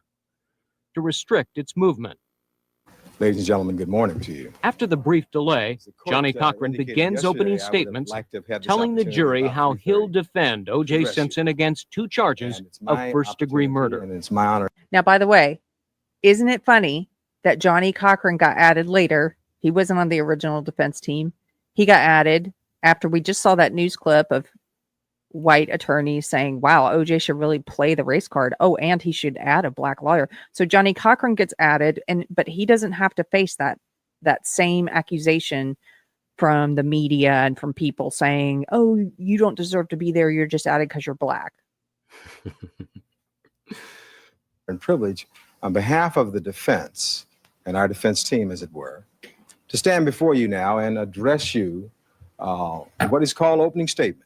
The defense team, often called O.J. Simpson's dream team, is headed by Johnny Cochran, a powerful Los Angeles attorney known for representing high-profile clients like Michael Jackson and Reginald Denny, the truck driver beaten in the 1992 Los Angeles riots. Now, that's crazy because we covered this in part 1. He represented Reginald Denny, and now here he is representing O.J. Yeah. Cochran is assisted by an all-star cast of lawyers. Robert Shapiro, who initially headed Simpson's defense team. Your Honor, Famed criminal defense attorney F. Lee Bailey. Former law school dean Gerald Ullman. And Cochran's junior partner, Carl Douglas. The evidence in this case, we believe, will show that O.J. Simpson is an innocent man wrongfully accused. Johnny Cochran has a big job disputing the mountain of evidence the state has against O.J. Simpson. Calmly and methodically, though, the 56-year-old defense attorney points out that there are 2 sides to the story. It seems to me that this case, the prosecution's case, based on what we heard in the evidence, will show this case is about a rush to judgment, an obsession to win at any cost and by any means necessary. Cochran introduces 2 witnesses, Rosa Lopez and Marianne Gerches, who he says will prove that O.J. Simpson could not have committed the murders. Cochran says that Lopez, a housekeeper next door to Simpson's Brentwood estate, will testify that she saw Simpson's Ford Bronco parked just outside his home at the same time prosecutors say he was committing the murders. When she came out to walk her dog at 10:15, that same night, she looked at the Bronco, and the Bronco was parked exactly the same way, at that curb, same way. When she saw the Bronco the next morning, it was parked that same spot, the same place. According to the defense, Marianne Gerches saw 4 men outside Nicole Brown Simpson's condominium around 10:45 p.m. on June. Okay, where should we go now? So I marked off a little bit of Cato, but we don't have to talk about Cato. Cato was OJ's friend who's living in one of his guest houses who heard 3 bumps on the night of the murders, and people believe that was OJ trying to sneak into his house through the side. We can go to, there was also marked off, I think it was the guy at the airport who testified that OJ had, I think, 5 bags originally, but then only had 3 suddenly. And I don't know if the person testified, but there was somebody, a couple of people actually, who said that they saw OJ pulling something from his bag at the airport and putting it in trash. Yes. Yep. But you can go to the blood tech. This is one of the big issues of the trial, and a lot of people say that the jury didn't fully understand DNA and DNA testing, and that's how the defense was able to argue that blood was planted. Yes. This Dennis Thus Fong. far, Dennis Fong has been asked questions on cross-examination that that have vilified the work of his fellow officers. But now Barry Scheck points his finger squarely at Fung, accusing him of infecting certain evidence by handling it with his bare hands. How about that, Mr. Fung? Is that a question, Mr. Scheck? Yes. How about that picture, Mr. Fung? Does that refresh your recollection that you took the envelope from Andrea Mazzola with your bare hand? When you pointed out the time frame, it makes it even more sure in my mind that that is not the envelope, because we did not start picking up envelope or evidence until well after the coroners were gone. Next, Scheck asks the witness about O.J. Simpson's blood sample that Fung said he received from Detective Van Adder the day after the killings. What they call card transaction. Scheck reads the witness his earlier testimony. Fung testified under oath that the last thing he did at Simpson's estate was accept a gray envelope containing a vial of Simpson's blood. Okay, let's roll it here. Scheck introduces a videotape of Fung at Simpson's home that appears to catch him in a bold-faced lie. You do not have a gray envelope in your hands. That's correct. You do not have a brown paper bag in your hands. That's correct. You do not have a posse box in your hand. That's correct. My question to you, sir, is simply, you knew when you saw those videotapes that you could not have carried the gray manila envelope in the posse box and put it in the back of the crime scene truck, yes or no? That I came to that conclusion by watching that, yes. The implication? Dennis Fung is covering for the police, who the defense says planted blood on the evidence to frame O.J. Simpson for murder. There, stop. Damage control. Hank Goldberg introduces yet another video, one that was taken by a news crew after the defense's video was shot. Look closely. The state's video shows Fung with something that resembles an envelope in his hand.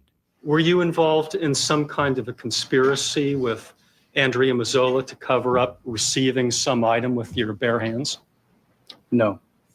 Were you involved in any conspiracy with Detective Van Adder to allow him to keep a vial overnight so that he could do with it what he pleased? No. Mr. Fung, have you ever testified before in a case where you were on the witness stand for 8 days?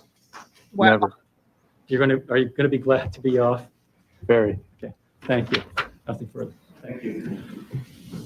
All right, ladies and gentlemen. But as Dennis Fung leaves, something unexpected and bizarre happens. O.J. Simpson and his lawyers shake hands with Dennis Fung. If the jury believes the Did you see that? Yeah.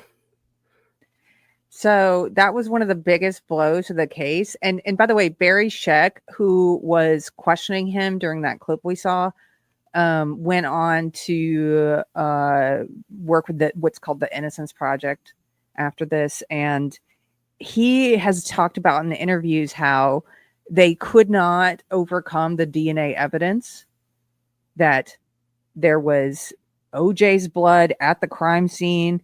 There was the victim's blood in OJ's Bronco, the victim's blood on the bloody glove, a mixture of OJ's and the victim's blood on the bloody glove that was found outside the window at his residence. You know, that there was all of this overwhelming DNA evidence that pointed towards OJ, obviously, but that they couldn't argue with that. And so he's talked about in interviews how, my strategy then is to try and poke holes in the collection process and convince the jurors that there may have been contamination, just to keep them up there for 8 days, tangle up the mind of the jurors about how this was collected, and what if there was some way that it wasn't collected properly, because they couldn't overcome the DNA evidence. Do you know what I mean? Yeah, and so they argued that the blood, there was at the gate to Nicole's place,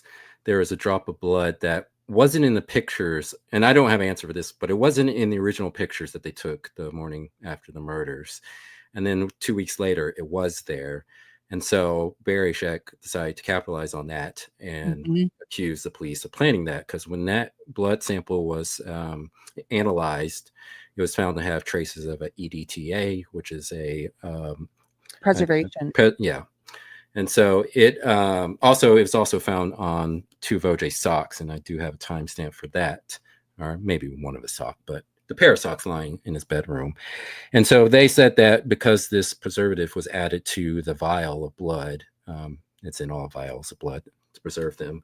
They argued that Van Adder took the blood, or somebody took some of the blood and dropped it in both of these places. Now, I'm not an expert on EDTA, but I know Tom Lange and others have argued that EDTA is found in food, it's found in laundry detergents, it's found in paint. And so it's plausible that the EDTA found on the drop of blood on the gate had traces of that ETA from the paint on the gate, and obviously being found on the socks obviously washed with detergent. And so I'm not an expert. I don't know what the amounts that were found on there and what's typical to be found on these items, but that's what the defense argued, that these were planted. But then I'm like, well, what about all the other blood that was found, like the blood in the driveway leading up to OJ's house, in his house, the blood, his blood found at the crime scene, walking away from the 2 bodies, blood that was found in the glove left at the crime scene. What about those? Like, how much blood would it take to plant those? Because they were only arguing that a tiny bit of blood was missing from the vial, which is up in the air, because the person who collected the blood initially said that he took more than what was found in that vial, but then he later recanted and said he was mistaken, that it was the exact amount that was found. Yes. It was overwhelming. The blood evidence was overwhelming. The DNA evidence was overwhelming. They didn't have anything to do other than to try to cause reasonable doubt and confusion in the minds of jurors. Can I give you a quick anecdote? I was on a jury once. It was not a murder trial. It was a clear cut DUI, DWI case in Los Angeles. And the jury was also predominantly Black, from what I recall. But not entirely Black. And the jury foreman was a white man. And it was a clear-cut case of DUI, DWI, where the defendant, he blew a really high blood alcohol number at the side of the road when they pulled him over.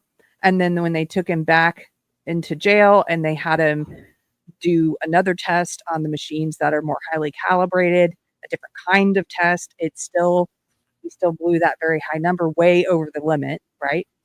And this was like it should have been an open and shut case. And in fact, most people wouldn't even go to trial for something like this.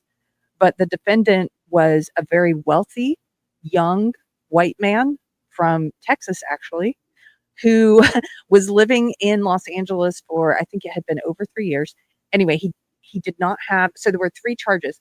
He had been living there for years and didn't have a California driver's license yet. So there was like a minor charge for that, because you're supposed to get one within a certain amount of time. He's obviously guilty on that, right? Because he doesn't have, and then there was the DUI and the DWI, which are 2 different kinds of charges, or they were at the time in California. So it was 3 different charges.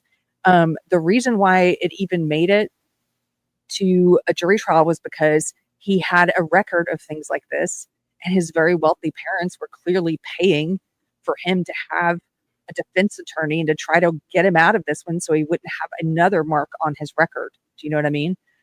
So we're sitting through this trial and I'm like, this is ridiculous. I can't believe we have to sit through this. This guy is obviously guilty. They bring up all the people, all the scientists, everyone to explain how they do the test, what is blood alcohol limit, how this guy, and it's like, done. We're going to get in the jury room. It's going to be out of here in 10 minutes, right? We get into the jury room and everyone is so excited. Like they want to be able to, like they're on court TV. This is a consequence of this stuff becoming popular and everyone thinking they're experts now, or they want to find So he pled guilty to the first charge, which was being a resident of California for years without having a California driver's license. He pled guilty to that. We start debating, and the people in the room are like, I don't know about that first one. I know he pled guilty, but can we look up the definition of driving on a California highway? What's a California highway? Like, they were trying to get him out of the way. And then we started going through all the evidence, and the older white guy jury foreman starts steering everyone towards not guilty. And they're basically like, people they're like, well, I don't really understand all that science stuff. Like, they're just yes. And so we deliberated for, I can't remember, it was like 2 or 3 days. I'm telling you, on a clear-cut DUI, DWI case. It was open and closed case. The only 2 holdouts for guilty were me and this elderly black woman. Like, we became really good friends because they were trying to get us to flip, and we're like, no, this guy is guilty. And she and I were just like, these people are insane. And we had to go back in there. I forget how many days it was, but we were a hung jury. And we had to go in there, and the judge was like, it was incredulous. Like, are you guys, like, this is a what? Like, this is a hung jury? And I just bring all this up because what that guy did in that silly anecdote, the jury I was on and the DUI case I was on, is they couldn't, that guy was just by the book. He was guilty. 2 different scientific tests. He blew the test. He was guilty of DUI, DWI. But if you get a jury room that wants to find someone innocent or get them off, or, be involved in figuring the loophole or whatever, they're on TV. Like, and if the defense's whole strategy is to try and confuse you and spend days confusing you about the science, then yeah, you can cause quote unquote reasonable doubt with a mob, with votes, Thanks for allowing me to take up time with that. But I think about that when I think about big cases like this. I think about that tiny little case I was on, and we couldn't even convict on a clean cut DUI. Yeah. And mistakes were made in the OJ case by technicians and the investigators and stuff, but I don't think that was enough to say, oh, there's definitely some conspiracy to frame him. There is still, in my opinion, overwhelming amount of evidence to convict. Yeah. Can I just run down really quickly? They found, wait, I'm going to look it up so I get it right. I'm going to have a list of where they found all the blood.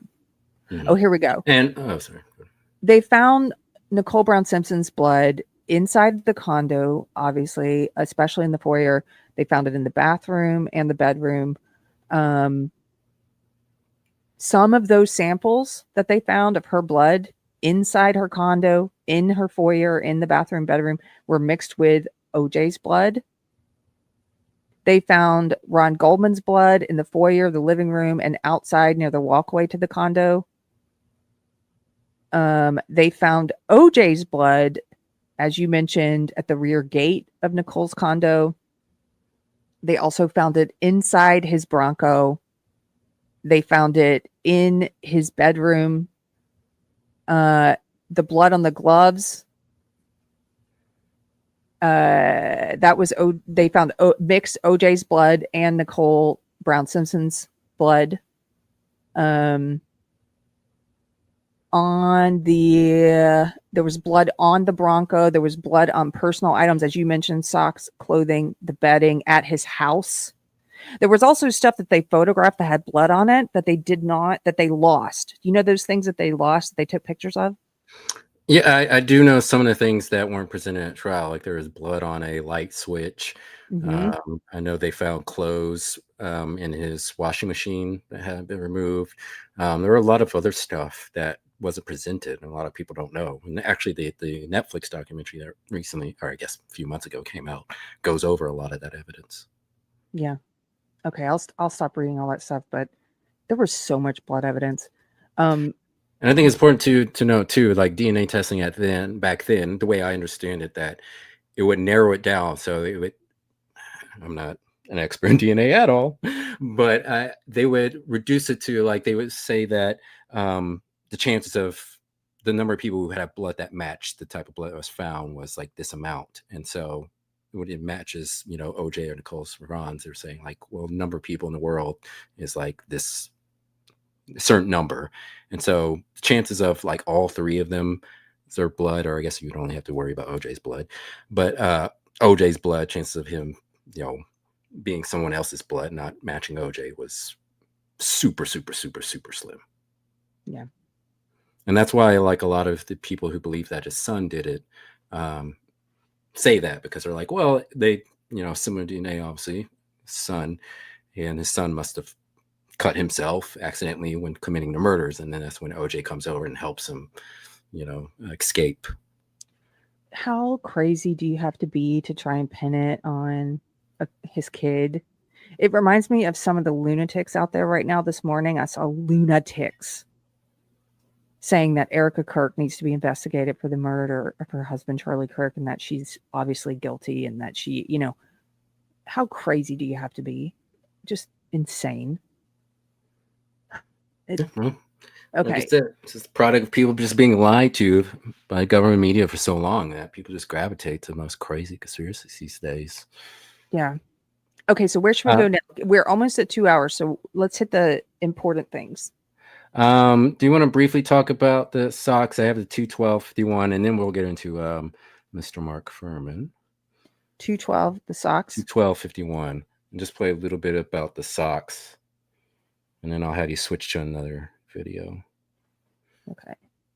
So, and I know there was like questions about this sock. I don't know if they talk about in this clip, but OJ's defense argued that the socks are planted because this video here shows the socks, but there was a video that was entered in evidence that, based on the timestamp, showed that there were no socks in his room at the time that it was being filmed, and it was believed to be before you saw this video here. But I heard this, I don't know how true it is, but I heard that the time in the camera was wrong.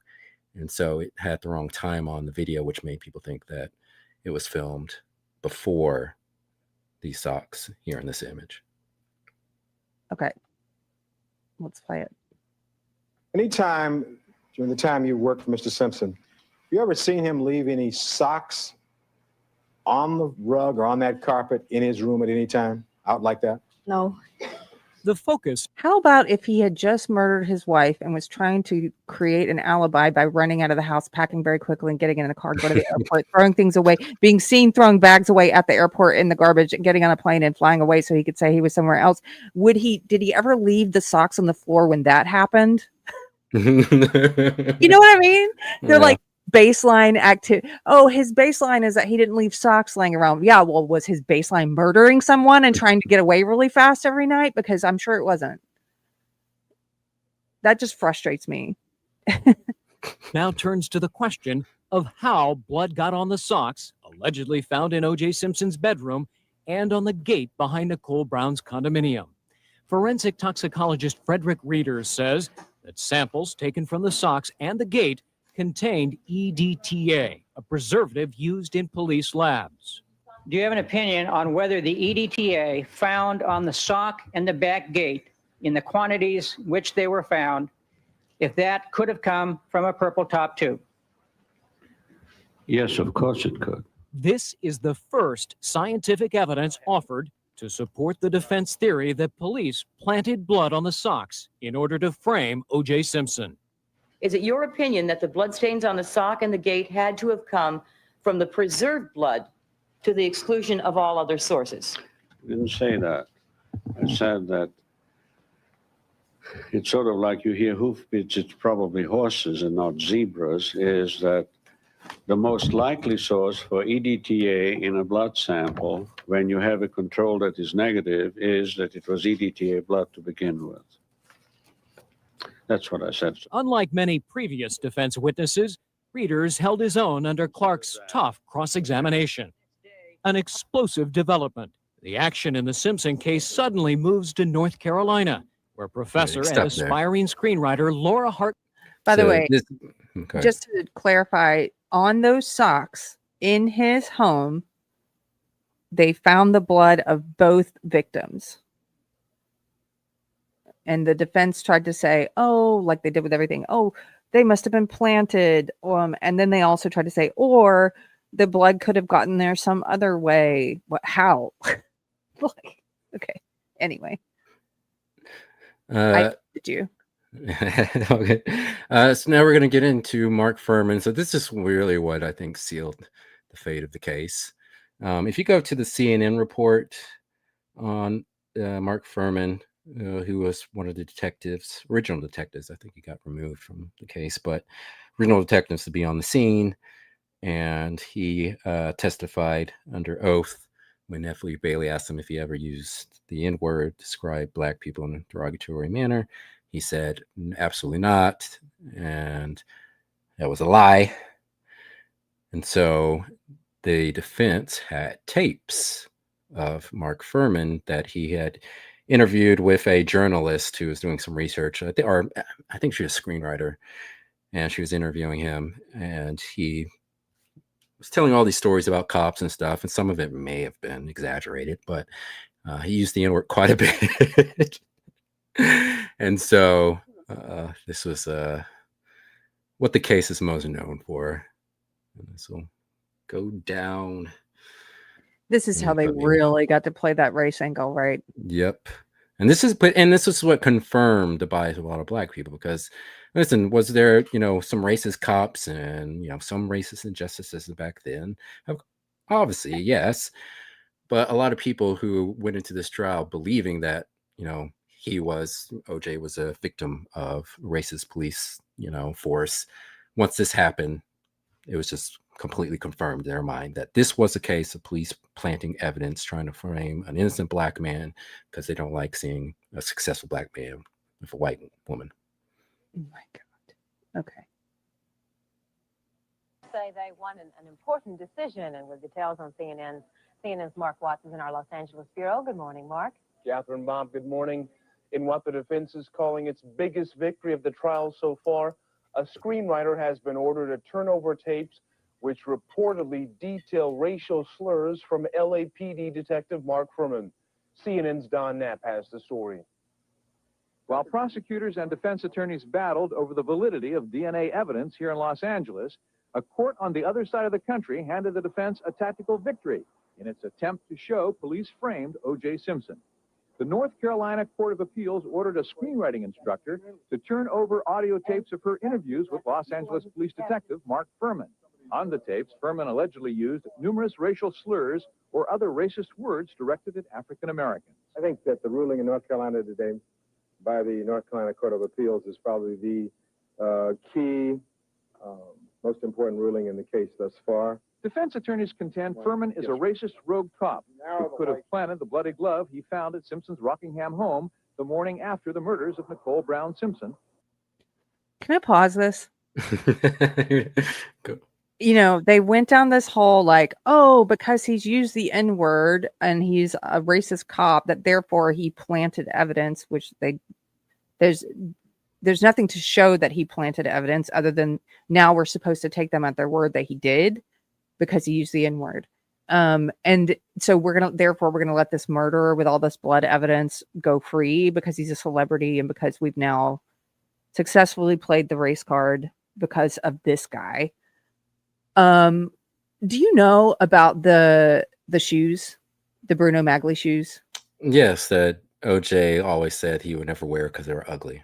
Right. Can I just bring that up now just to get that out of the way? Okay. Many people don't know about this. During the criminal trial, they talked about how at the scene they found a bloody footprint, a shoe impression. And it was a very specific kind of Italian shoe. And it was size 12 Bruno Magli's. Okay. OJ Simpson was a size 12. They brought this up at the time of the criminal trial. They asked him about it. And he said, when he was on the stand, they asked him if he ever purchased a pair. By the way, there had only ever at this time, only 299 pairs of this shoe had been sold in the US. It's a very tiny 0.00001% of the population had size 12 Bruno Magli shoes, this expensive Italian shoe. They asked him if he owned a pair, and he said, quote, no. And then he said, I know that Bruno Magli makes shoes that look like the shoes they had in court that's involved with this case, but I would have never worn those ugly ass shoes. By the way, they never found the shoes, but they did bring in a sample pair to show people what they look like. He said, I never would have worn those. After he got off, okay, and they didn't press it harder because they didn't have any evidence he had the shoes. After he got off, photographs surfaced of him wearing size 12 Bruno Magli shoes. Here he is wearing the shoes, multiple photos. I don't know why they didn't do deeper digging, but, they didn't have all the resources we have today. At the touch of our finger, we can go look this up for me. But they didn't find this until after he got off. And they were able to use it during the civil case where he was found guilty. They were able to say, look, there was a bloody shoe print, size 12 Bruno Magli, only 299 pairs of those in circulation in the US. And here he is wearing a pair when he previously lied and said he didn't have any. So again, if there happens to be any, I just want to bring that up right now, because now that we're saying, oh, there's this racist cop and he said the N-word and OJ's clearly innocent. Explain the shoes. Explain the shoes, people. Mm-hmm. And it reminded me, one of the things that Tom Lange, the detective, said is that, and this wasn't presented in court because I think the person sold the story to the Inquirer or somebody, but he said that 3 weeks prior to the murder, OJ went to a knife store and bought a knife and asked them to sharpen it, and and Tom got a replica of the knife and it fit the wounds that Nicole and Ron had, but wasn't presented. Yeah. So there were a lot of things that weren't followed through that they should have followed through with. Yeah. Prosecution made a lot of mistakes. And that was one of the tactics of the defense. They tried to rush the trial because they knew that the prosecution was going to make mistakes. Should I bring up the Inside Edition report on Mark Fuhrman? No, go back to the original, the OJ trial one, and just go to 24025. I'm just gonna play a little bit more about Fuhrman, and then we'll go to the a couple of reports real quick. How much are we playing right here? I don't remember. Just a little bit. Let's see where we're at. Can I hit play and take a bathroom break and just let it play? Yes. Okay. Thank you. I'm Good sorry. luck. We hit the 2-hour limit. Okay, here we go. This statement is from Mr. Garcetti. While we decry racism, these tapes are for another forum, another time, and not this murder trial. The court's ruling today will help keep the focus where it should be, which is on relevant evidence that allows the jury to determine whether Mr. Simpson is responsible for the murders of Nicole Brown and Ronald Goldman. Now, let's get on with this trial and get it to the jury. After a full week without a word of testimony, the jurors return to court. The defense offers a series of witnesses who tell graphic tales of Mark Fuhrman and his racist exploits. He said that if when he sees a black man with a white woman driving in a car, he pulls them over. And what did you say? I was taken aback a little bit, and so I kind of paused and I looked at the Marines and I just said, well, what if they didn't do anything wrong? And what did he say? He said he'd find something. And he said if I had my way, I'd gather, all the niggers would be gathered together and burned. Officer Fuhrman turned around, looked at me, and told me, I told you we'd get you nigger. He said, the only good nigger is a dead nigger. Laura Hart McKinney made the Fuhrman tapes. She planned to use them to help flesh out her screenplay on Big City Cops. During the time that you talked with Mr. Fuhrman, during this 10-year period of time, did he ever use the racial epithet, which I'll call the N-word, during the course of your conversations with him? Yes, he did. And in the course of your preparation of your testimony here today, can you tell the jury how many times you've counted that he used that word? Approximately 42.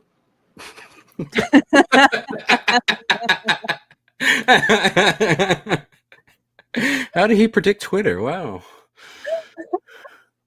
Oh, is that where? Oh, what happened? Did they say the word and not the N word? Yes, they said the word. Yeah, well, we talked about this on the first part 1 of this. Like back then, when this word wasn't bleeped out. Wow. Like there were so many news anchors that would just say the word. And then I want to say it was because of this trial that they started saying the N word, the actual term, the N word. Well, you know why? Because I would just, you could just turn it back on the person asking the question and say, well, how many times have you now used the N word? I think I just heard 5 times. Probably because the internet can archive This is everything. just, it was such a distraction. Yep. This whole thing. Okay. So I can't remember if they show him when he takes the stand again. Bungalow Logic says Keri picked the wrong time for a powder room break. Demonetized. Hey, I give this stream an N-word pass. Hey, I got the N-word pass, guys. Yeah. Okay. Now where should we go? Let's go to, there's a couple of reports before we get to the verdict. And so real quick, Mark Fuhrman takes the stand again and basically pleads the fifth to all the questions. And including, they ask him, did he plant evidence in the OJ case? And he pleads the fifth. And so many of the jurors took this as a sign of guilt. Mark Fuhrman maintains that he was doing it because he felt like no matter what he said, it was going to be used against him. And so the safest thing to say was to plead the fifth. And so Marcia Clark also talked about, they knew that he had this past of saying racist stuff. They didn't know about the tapes, but Marcia felt like she had to use him as a witness because if she didn't, the defense would. And so she had to do her best. But once he, once all that came out, you could tell like she and Darden knew. It's like, oh, this is over. No matter what they tried, they're like, this word is disgusting, Drew. It's awful. But we need to keep focus on the fact that someone murdered these 2 people. This isn't about race. This isn't about the N-word. It's about a murderer. But that fell on deaf ears. So yeah. So where should we go now? The economics of the OJ trial. So this report is about just how much money in merchandising was made based on the OJ trial. It's just insane. Yes, it's crazy. Merchandising? Okay. This is something you know about that I don't know about. We will definitively show that through the RFLP tests that are beginning today. It has been called the trial of the century. Never has a case generated more interest, more media coverage, or more money than the OJ Simpson murder trial. OJ buttons, angel pins, sidebar buttons. OJ has become an economic superpower with a trade balance of goods and services. The Wall Gross. Street Journal reports that OJ has produced more than the gross domestic product of some small countries like Grenada. Here are some of the reported facts and figures. Legal fees for the defense team alone are close to $20,000 a day, while Shapiro, Cochran, and Bailey stand to tally $3 million or more for their time. Not counting an appeal, the meter is running on other related services. Jury consultants, paralegals, DNA specialists, and private investigators will add another $1 million to the tab. Los Angeles taxpayers bear the estimated $7 million bill to prosecute and house the football superstar. That includes $8,000 to soundproof a prisoner lawyer conference room. The economic byproducts of this sensational trial are remarkable as well. All right, give me one of Judge Ito. Eddie D has 5 employees on 5 different corners selling buttons and T-shirts. I've sold 30,000 buttons since June 18th, since I started this. He updates the slogans as the trial continues, grossing over $10,000 a month on buttons alone. Raging Heart by Sheila Wells. We are in the wrong business, Mr. Get out that old-fashioned button maker. Wow. That's incredible. Why? Why?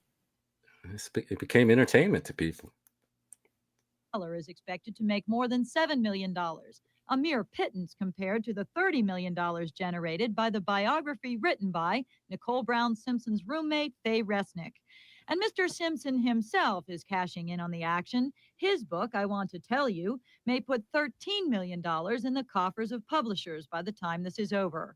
OJ was paid a $1 million advance. Add to that his proceeds from signing 2,500 trading cards that collectors are snapping up for $500 apiece. Gross. The unprecedented media coverage has produced a mini economy of its own.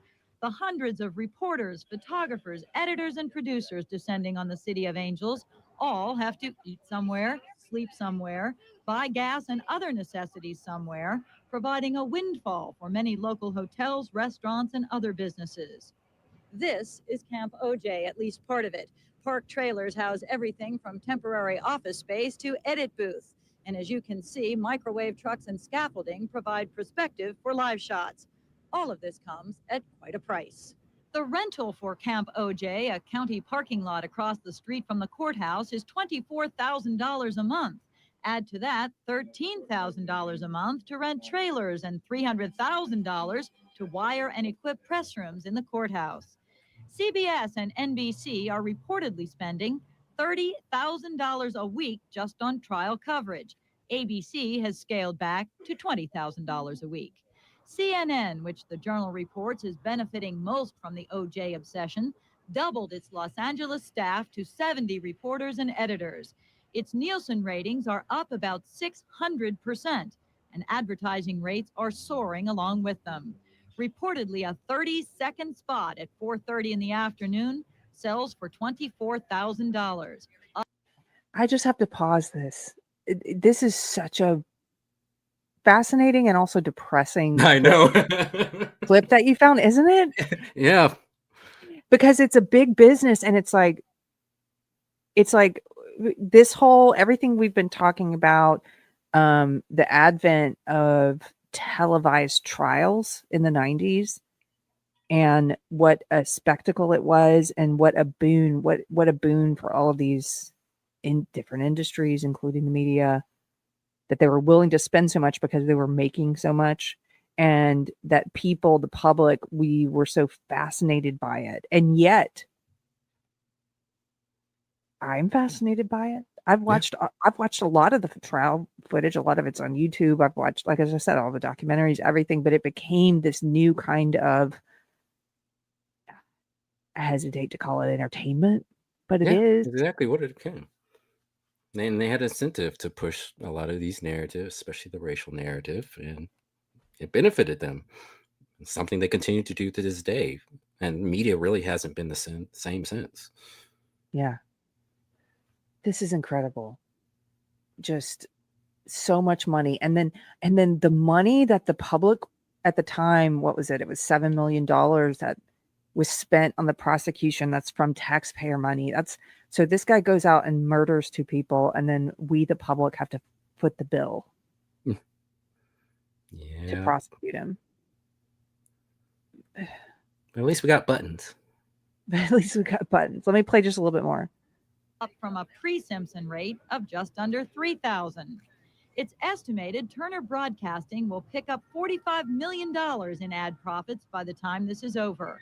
The numbers are just the tip of the iceberg, and they may pale when the jury finally reaches a verdict. According to the Journal, the OJ GDP, gross domestic product, is approaching the $200 million mark already. But that may be chump change compared to the movie and book deals yet to come. Lynn Sawyer, KDKA-TV, Eyewitness News. Tomorrow, you pull up the second one. The second one goes more into about merchandise. But yeah, it's just insane just how much people made money off of the trial. Just ugh. So bad. I don't know if it's in this report, but I did see like one report. I think it was another video I was watching. They had OJ comic books at the time. No. Yeah. And crime doesn't end there. The hottest costume around this year is OJ Simpson. And as Reed Galen reports, the Simpson mask is just one of the ways entrepreneurs are making money off a high-profile murder case. You're He's a double murder suspect, but we still refer to him almost affectionately as OJ, even celebrate him in bronze. The piece is $3,395. It's well undervalued. In a climate ripe with dark humor, 99 cents a call to the OJ joke line. Here's the top 10 reasons why OJ. The cynical, disgusted, or just plain savvy among us are cashing in. We have a winner. A root beer company promotes a DNA scratch-off contest. Another firm markets the OJ Crime Watch. Time to create a new OJ for the Hollywood Wax Museum. I think we got him just about where we want him. Before all this happened, OJ Simpson had a very saleable image. All-American, heroic, nice guy. It's almost as terrifying as him in real life. Predator face, like he's smug and scowling. Reversing that image seems in a strange way to have increased his marketability. An entire industry has grown up around him while Simpson sits in the LA County Jail. He has total ownership of his name and likeness, and neither can be used without his permission legally. He can't stop it all, but Simpson has approved and been paid for some things, even signing memorabilia while in jail. Two bodies down at the condo home of Simpson Brown. If bad taste were a crime, even allowing for art, Illegal procedure. a lot of people might be locked up with OJ Simpson. In the most demand costume we've ever had in the 7 years we've been in the costume business. Trading on real-life tragedy may seem ghoulish. You're getting paid to stand here and talk about this. But plenty of people are buying into this sideshow. Somebody's buying hundreds of thousands of copies of the 4 books already published, and these souvenir pieces made for a child's game. And sales of white Ford Broncos have doubled at some dealerships. Oh my gosh. You know how you said earlier, like, was Hertz embarrassed? Well, why would they be? Their sales of the Bronco doubled. Yeah, Lily of the Fox Valley. This is so gross. I don't remember all of this ridiculousness. Yeah. Oh my gosh. If you want one today, you should expect to pay full sticker. And look at them. They're complaining about the spectacle. And then they're like, let's put the reporter in the white Bronco and zoom in. It's so meta. Oh. Price. Police escort not included. Oh my gosh. I made a funny. I made a funny. Hasn't tried to market the OJ connection. You've been in the car business a while? 15 years. You ever seen anything like this? None. OJ on the cover still guarantees 10 to 20% more tabloids sold. Where does it end? With OJ himself, of course. What would you pay for his story? I'll give him my American Express card number, as I've said, because there are no limits on it. F. Scott Fitzgerald said, "Show me a hero and I'll write you a tragedy." We might add now, "Show me a tragedy and I'll write you a check." In this society, yeah, show me a tragedy and I'll write you a made-for-TV movie as well. The video's already been released. I'm just keeping moving. Reed Galen, CBS News, Los Angeles. Up there. Yeah, just I didn't even know this before researching just how much merchandise was made off of OJ. I just had no idea. Yeah, I'm like, people in the chat like Lily, I don't remember this part of it, just the crassness of it, you know. All right. Well, let's get to the verdict and then we'll get to the aftermath. Spoiler alert. So, October 3rd, 1995, the jury, I think it was actually the weekend before, or I think it may have been a Monday, I think it was. So that they only deliberate for 3 hours and they come back with a verdict. And Is that insane? Yeah, a lot of lawyers thought it was going to be at least a week. And so a lot of them like went on vacation and then they find out, I got to be back on Monday. And so this is the moment when 150 million people were watching. Oh, this is going to make me want to vomit. Here we go.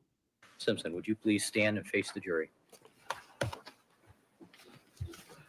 Mrs. Robertson.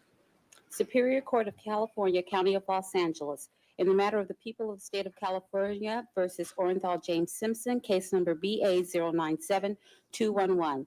We, the jury, in the above entitled action, find the defendant Orenthal James Simpson not guilty of the crime of murder in violation of Penal Code Section 187A, a felony upon Nicole Brown Simpson, a human being, as charged in count 1 Look of at the Bob information. Kardashian's face. Yeah. His friend Kardashian also in my opinion, knew he was guilty as sin, Yeah. and he's shocked. Violation of Penal Code Section 187A, Look a at him. felony upon Nicole Brown Simpson. He's looking around like, what the hell have I just been a part of? Mrs. Robertson. Superior Court of California, County of Los Angeles. In the matter of the people of the state of California versus Orenthal James Simpson, case number BA097211. We, the jury, in the above entitled action, find the defendant Orenthal James Simpson not guilty of the crime of murder in violation of Penal Code Section 187A, a felony upon Nicole Brown Simpson, a human being, as charged in count 1 of the information. Superior Court of the State of California, County of Los Angeles, in the matter of the people of the State of California versus Orenthal James Simpson. We, the jury, in the above entitled action, find the defendant Orenthal James Simpson not guilty of the crime of murder in violation of Penal Code Section 187A, a felony upon Ronald Lyle Goldman, a human being, as charged in count 2 of the information. We, the jury, in the above entitled action, further find the special circumstance that the defendant, Orenthal James Simpson, has in this case been convicted of That's Ron Goldman's family. Yeah. at least one crime of murder of the first degree and one or more crimes of murder of the first or second degree to be not true. Signed this second day of October 1995, Juror 230. Ladies and gentlemen of the jury, is this your verdict? So say you one, so say you all. All right, counsel. Mr. Simpson, would you be seated, please? Crazy. Have it quiet in the courtroom, please. Quiet in the courtroom, please. One of the things I didn't know, and I think this was in a Netflix documentary, I think it may have been Darden or someone on the prosecution, said that when the jury read the verdict afterwards, one of the black men on the jury stood up and held out his fist. Apparently this guy was a former Black Panther. Oh, God. And he was on jury. It reminded me a lot of the Derek Chauvin trial, where it came out that one of the jurors was a Black Lives Matter member. Yeah. Yeah. And I'm like, how does that happen? How do you not screen for that during jury selection? Yep. This makes me so angry. Like, I can't. Just Ron Goldman's sister has been, to this day, is still like, she will put herself on camera to talk about it and relive it over and over because she wants people to know, for the memory of her brother, that justice was not served to him. You know, they got some measure of justice in the civil trial later, where he was found responsible for their deaths, for their wrongful deaths. And then, but you know, he still gets to have his freedom. There's no criminal consequences for that. They basically, all that money he was making, signing memorabilia, writing his book behind prison, everything, they basically got, I think it was like a $35 million settlement.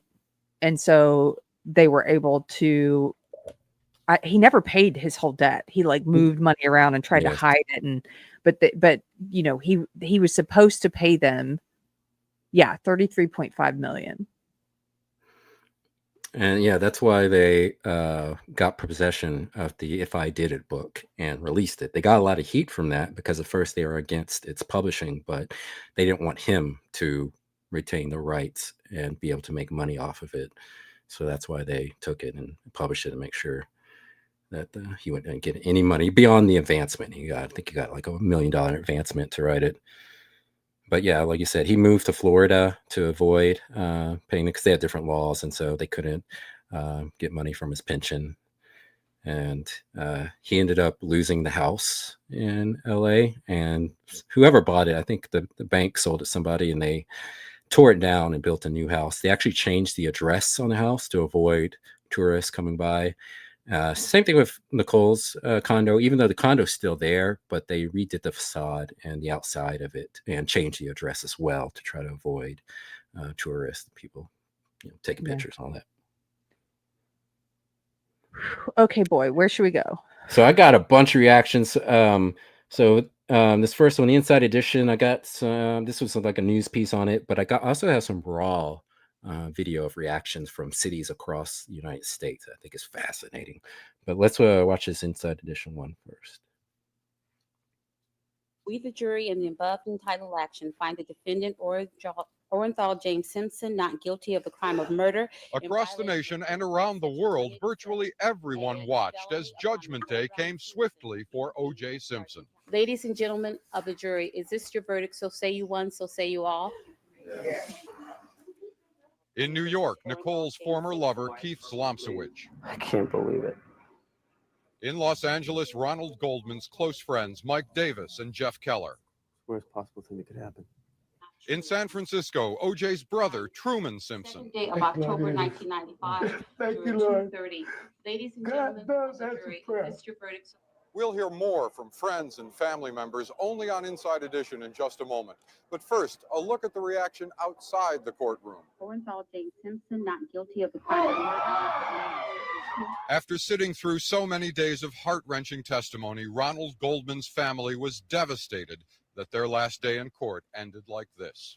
Last June 13th, 94,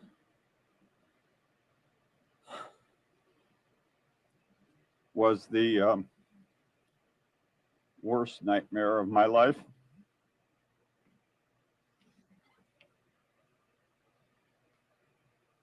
This is the second. I will forever be proud of my son and my family. Thank you. At a Simpson family press conference in the courtroom, OJ's son Jason read a statement from his father. People will come to understand and believe that I would not, could not, and did not kill anyone. I knew that my son was. People, even there in his statement that he's having his son read, people will come to understand that I would not, could not, did not. You know, sorry, MFer. Nobody came to understand that. Quite the opposite. Yep. Norm Macdonald was great at roasting this MFer. Oh, we got some Norm Macdonald stuff later. Okay, can we move on to another one? Okay. Do you want to go to the Bill Clinton? Yes. So This will be interesting. I don't remember how he reacted. Bill Clinton. I mean, he barely said anything about the Rodney King stuff, and so it'll be interesting. Congress to pass bipartisan campaign finance reform by July the 1st. And I pointed out that delay would mean the death of the reform if it had. The only people who heard all the evidence were the people who were sitting in the jury box in both cases. And the civil trials and criminal trials are very different in different ways. So I have nothing to add to that. I respect the jury verdict. And in terms of the way Americans see the world differently, generally based on their race, that troubles me. The barn after the horse is gone. No. Why? How can you say that? The whole set of new Say that through the. I think the only answer to that is for us to spend more time listening to each other and try to put ourselves in each other's shoes and understand why we see the world in different ways, and keep trying to overcome that. I would say that even though it's disturbing, we have succeeded so far in managing the world's most multi-ethnic, diverse democracy better than a lot of countries that are smaller than we are with fewer differences within them. In the public interest. That's really, to me, the most.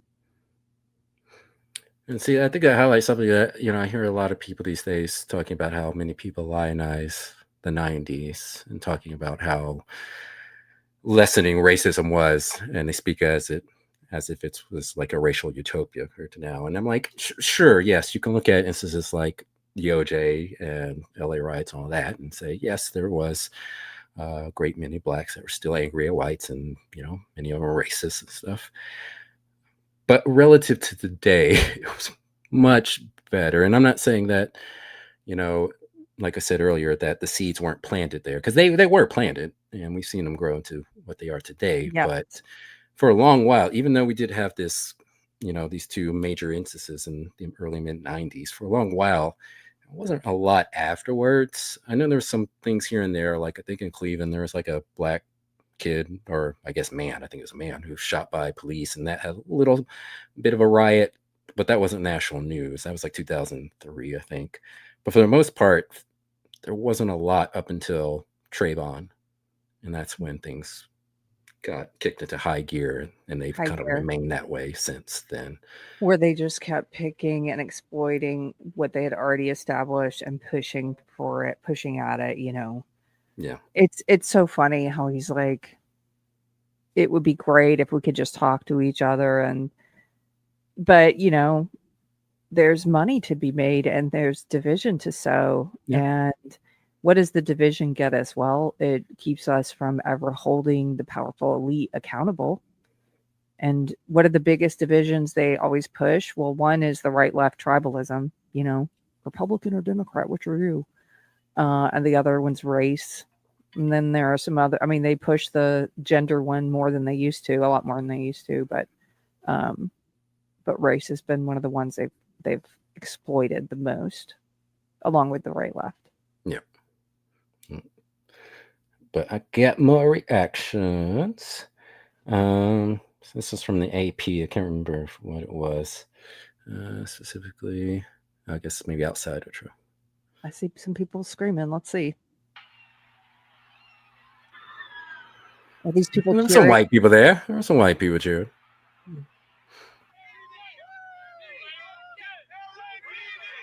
Yay, powerful, rich celebrities can get away with murder.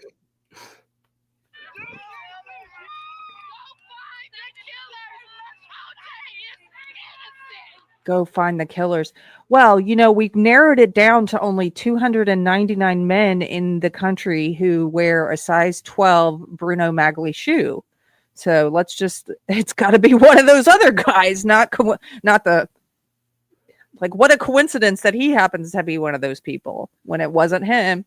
But this highlights what we talked about. I think it was on the last episode about how the Boondocks creator talked about how many whites, at least at one point in time, were sympathetic to the plight that blacks were going through. And many of them thought that, you know, Rodney King getting beaten was wrong and that those cops should have been convicted. But when you have something like this, a lot of whites were starting to lose their sympathy for blacks because they were seeing how blacks are siding with other blacks simply for tribal matters and not because of facts.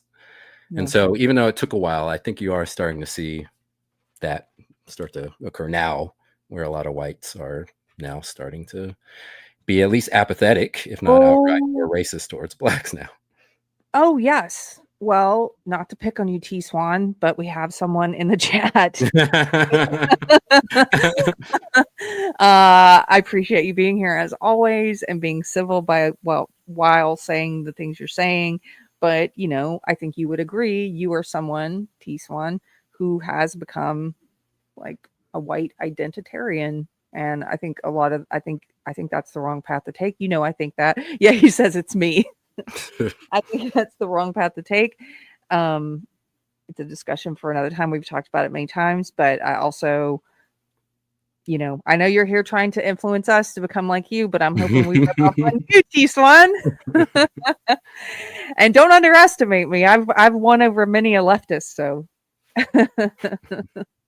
he says true. But you're right. You know, the chickens are coming home to roost. It did take a while, but you're at this point. I actually even see these arguments today put forth by the people that, you know, a lot of us are calling woke right, where they are out there saying, hey, they're actually saying stuff like this. They're saying, hey, white people, we have to be racist because black people are racist and they're never going to stop being racist. And so now we have to be let's become racist. That's what they're saying. They're saying this and they're sharing the stats, which are really alarming stats that show that black people have a very high degree of in-group preference on average. Have we pulled those stats up before, you and I? I don't know. We pulled the stat. Well, actually, I think we did pull it on one of the episodes. I remember on previous episodes.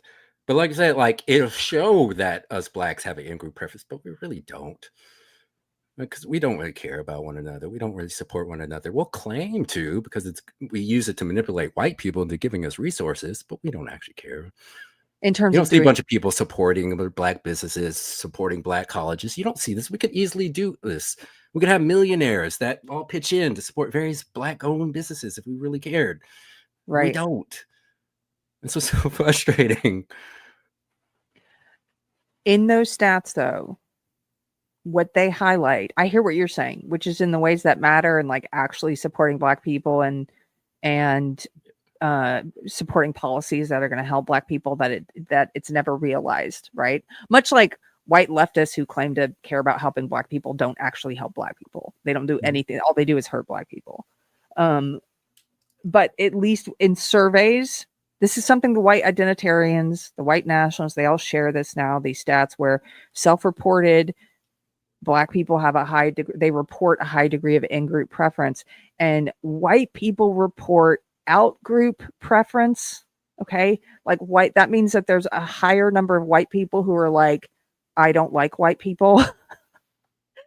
And who are like, and this is the result of years and years of this woke indoctrination, where it's like teaching young white people that you know, it's basically racist indoctrination. It's like, oh, you're an oppressor, there's something wrong with you, and you have implicit bias and you have unconscious bias and all this kind of crap.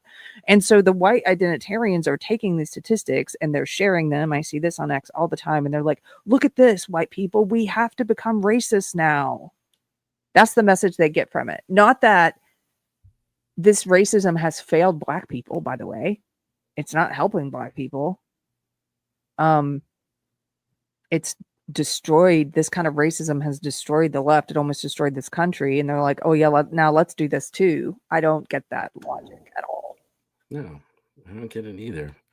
It's just, like I said, us blacks, we don't care about one another. I mean, every weekend, dozens of people shot in Chicago. And it's not just gang members are being shot. Like stray bullets kill kids. Like I was reading all the time years ago about a little girl. I think she was like 6, got hit by a stray bullet while she was dancing in her living room. There was like a 6-month-old baby that got hit by a stray bullet. Where's the outrage over it? There isn't any outrage. They completely don't care. ignore it. They don't care, and you're not allowed. We're very atomized, even though people tend to think a lot of us are very collective. It's like, no, a lot of people are just pursuing hedonism, and they don't care about how their actions affect the people around them, their communities, not even their families. It's how selfish and self-centered so many of us blacks have become. It's gross. It is, and you're not allowed to talk about it. No, because any of us blacks that talk about it will get called Uncle Toms and coons. Exactly. You'll get called an Uncle Tom. Any black person who talks about it, you'll get called in, what do they say? You're internalized your own racism. Mm-hmm. Yeah. Because I see all these the pro-black spaces, FBA spaces and stuff, and they spend more time calling black people coons and Uncle Toms than they do going after actual like white supremacists. Like they really, really hate blacks that think differently, that vote differently, that behave differently, and that will criticize those who are behaving in a manner that hurts not only them, but hurts the larger community and the country. Sounds like something a white supremacist black person would say. Internalized white supremacy. Okay.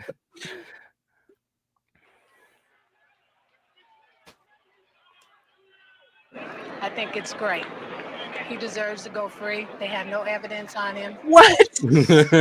So much evidence to deliberate for as short as they did and come back with a not guilty verdict. I think it shows the jury was pretty irresponsible. Money can buy you justice, exactly.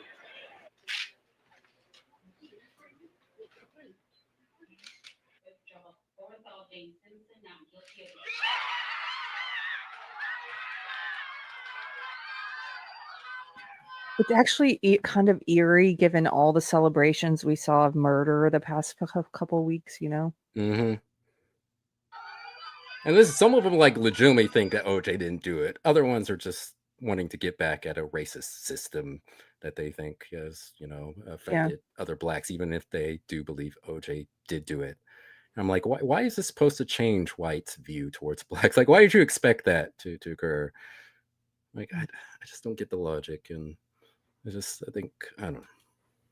Whether they're like retarded and they think he's innocent, or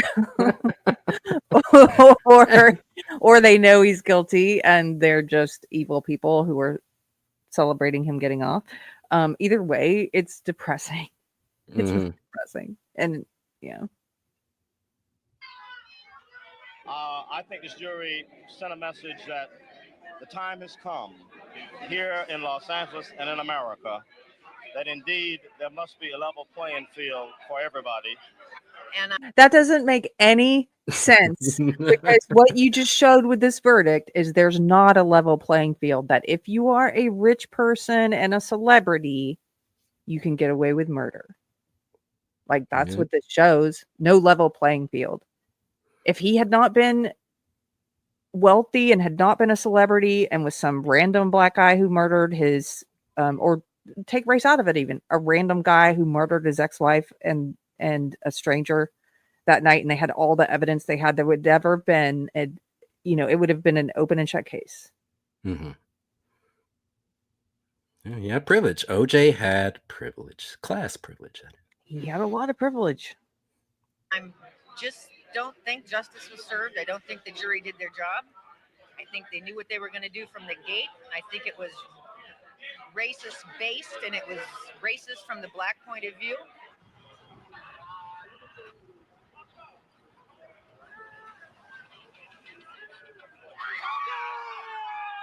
Oh, so depressing.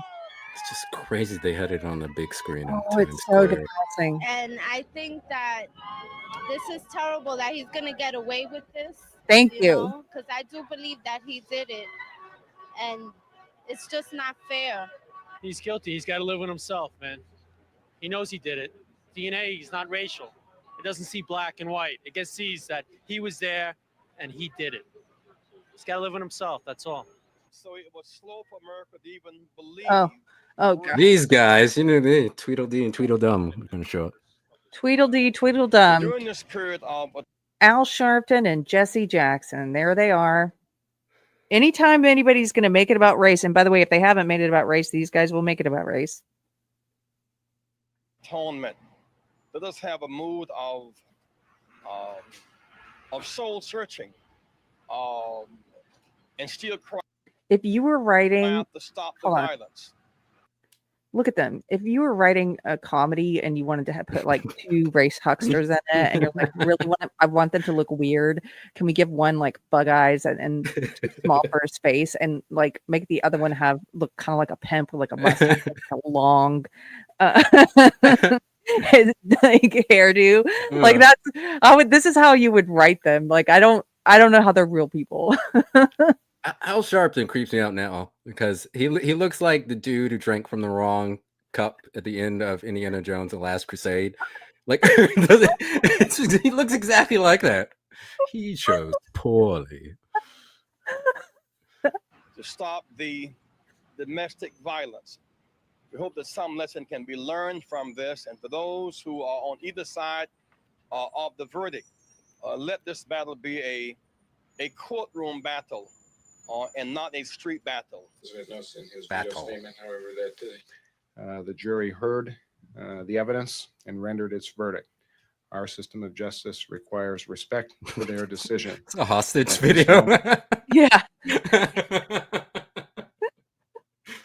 Our thoughts and prayers should be with the families of the victims of this terrible crime. Well.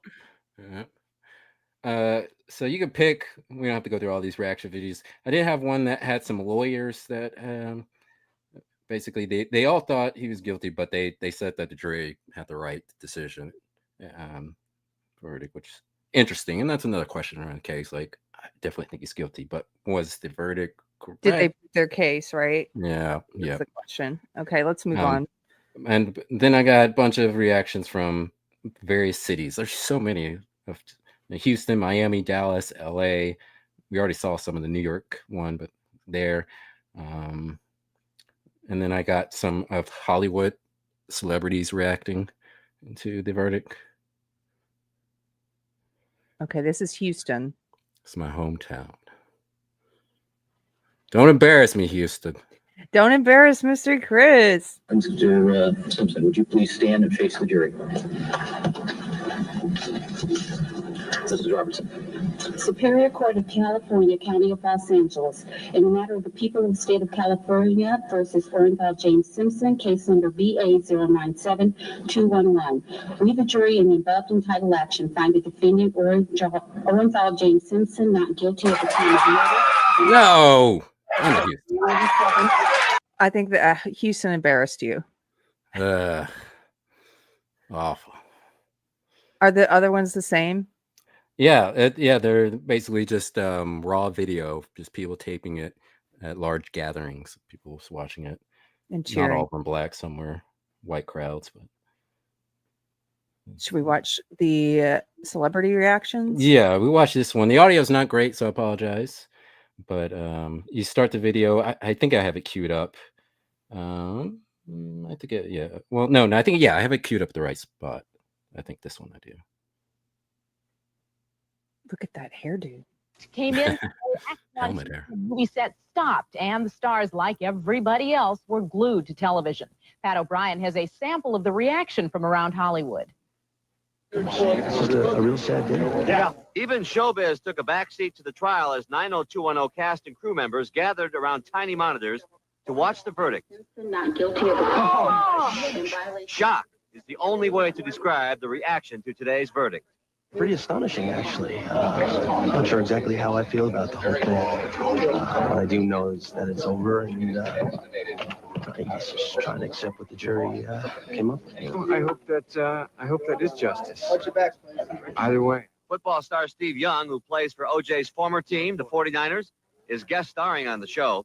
He says OJ's got to be loving this victory. He's got to feel spectacular. You know, that's a long, drawn-out process, though, isn't it? So he doesn't know what to say. Like, can I really say what I think? Okay, what are the big? Because let's get Norm Macdonald's reaction. Okay. So that's right underneath there. Let's see. Nightline. Right No. before the Nightline, above that. Okay, got it. So good old Norm. I wonder what Norm has to say. Now, Norm was, as we know, told that he had to stop talking about this, and he refused. Well, the thing is, like, a lot of people believe that Norm was fired because he wouldn't stop making the OJ jokes.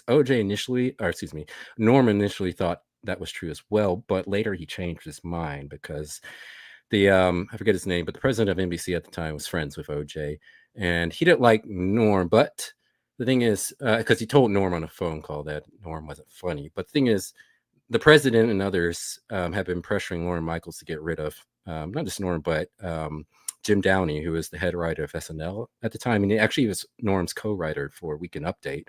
So Jim Downey, they've been wanting to get rid of him since the 93-94 season when ratings started to tank.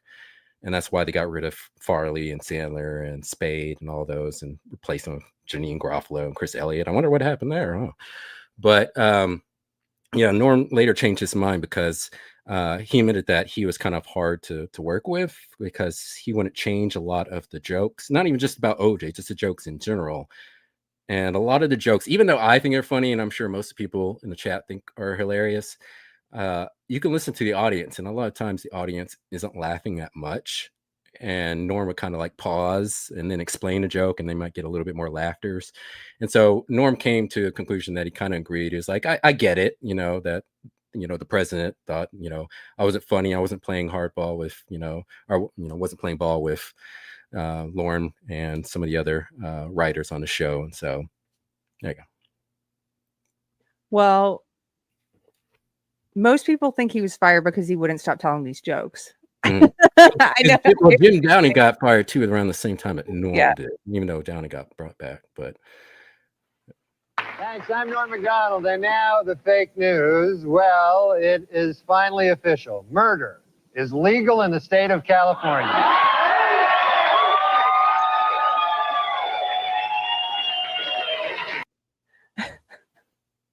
Do you have others of his? Yeah, I have more in a funny. I put him in the funny section. Okay. Yeah.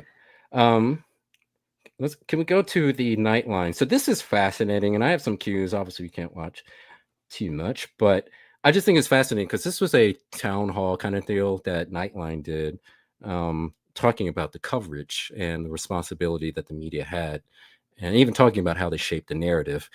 And it was very self-aware, which made me start to really appreciate ABC in the early 90s before Disney bought them, because they were so much better reporting. And I'm not saying that they were perfect. Obviously, I still think that government and various financial interests had influence on coverage, as they did all of the news media back then and certainly now. But it's like night and day, because in here they do offer a lot of self-reflection. The same thing with Rodney King. Like in the last episode we did, we talked about how Nightline, ABC, did a report how the media cut off the beginning of that tape when it looked like Rodney King took a swing at one of the cops. And so this is very good. It's a panel. They have various journals and lawyers, and the Goldman family's there as well. But I think it's queued up right place. A great story is not so much covered as it is smothered. In this hothouse atmosphere, journalism's role as instant history sometimes became instant hysteria. Everything was bizarre. Everything was so bizarre in this case that there is no one bizarre moment. You enter a flow state of bizarreness, and that becomes your daily existence. Witnesses, family members, friends of family members, anyone remotely connected with the case found themselves under siege. Last spring, the pack pursued a woman believed to be a dismissed juror. They surrounded her and would not release her until she proved she wasn't a juror. My name is Gina Mose. It's an uncommon name. I'm not the one. Wait, move. Sometime later, another dismissed juror was so hounded, she wound up in the hospital. As the search for metaphors widened, with feeding frenzy and media circus leading the way, we were told again and again that nothing like this had ever happened before. Well, in fact, it has happened before, just never so much of it. Big trials have been entertainment since the dawn of the mass media. For instance, when the accused kidnapper-murderer of the Lindbergh baby went on trial in 1935. Outside, the crowd was always waiting. 60,000 sightseers in one weekend. Jurors found themselves celebrities as they shut. So what's different now? In this story, you have the New York Times next to the National Enquirer, ABC News sitting next to Inside Edition. Everybody's covering this story. In the Simpson case, the establishment mainstream press found itself competing not just with so-called tabloid media, but with a whole new guerrilla army of cable networks that could directly target the trial buffs. 3 different cable networks covered the trial live every day. On his cable show, for instance, Geraldo Rivera devoted every show, every night to the case. To use the analogy to Nightline, that was our America held hostage. That was going to be our defining program. We were going to be the program of record in this tiny little cable universe. One of the few shows to resist the story was 60 Minutes, the show that first demonstrated how a news program could use the techniques of drama to draw huge audiences. The box office smash in television this year is Who Killed Nicole? It wasn't too long ago that the box office smash was Who Killed JR? And I'm not sure that if you put them in the same format, that is with a title and music and commercial interruptions and credits at the end, there are guys out there and they don't know the difference between Who Killed JR and Who Killed Nicole. Meanwhile, critics asked what stories were going uncovered. When a news president runs through a newsroom and says, I want an OJ segment on every show, whether there's news or not, that's overkill, and that's a lack of self-control, and that's commerce driving the industry. That's where you have this melding of what is news versus what is entertainment, right? Mhm. Because as we've talked about, completely understand the fascination with true crime. We've done whole episodes on true crime, like why people watch it, why more women watch it than men. And I understand that fascination with it. And obviously there's a whole industry for making docu-series now about crime and also fictionalized drama series about crime. But when you've got a news station and your job is news and not entertainment, you're not a Netflix, you're an ABC News, for the station manager to say there has to be an OJ segment, even if there's no update, but there has to be, that's an entertainment choice. It's an audience choice, right? And they got a lot of things wrong, because I didn't put it in here, but there's Link talking about how much stuff the media had to retract because they were so quick to just report things, and a lot of things were just flat out wrong because they just needed OJ related content. Yeah. Can you go to the 58-minute mark? Yes. So I think this is when one of the journalists talks about the coverage of the trial, and his words are prophetic. Oh, I can hear that sound again. Oh, wait. Are you here now? Nope. Good.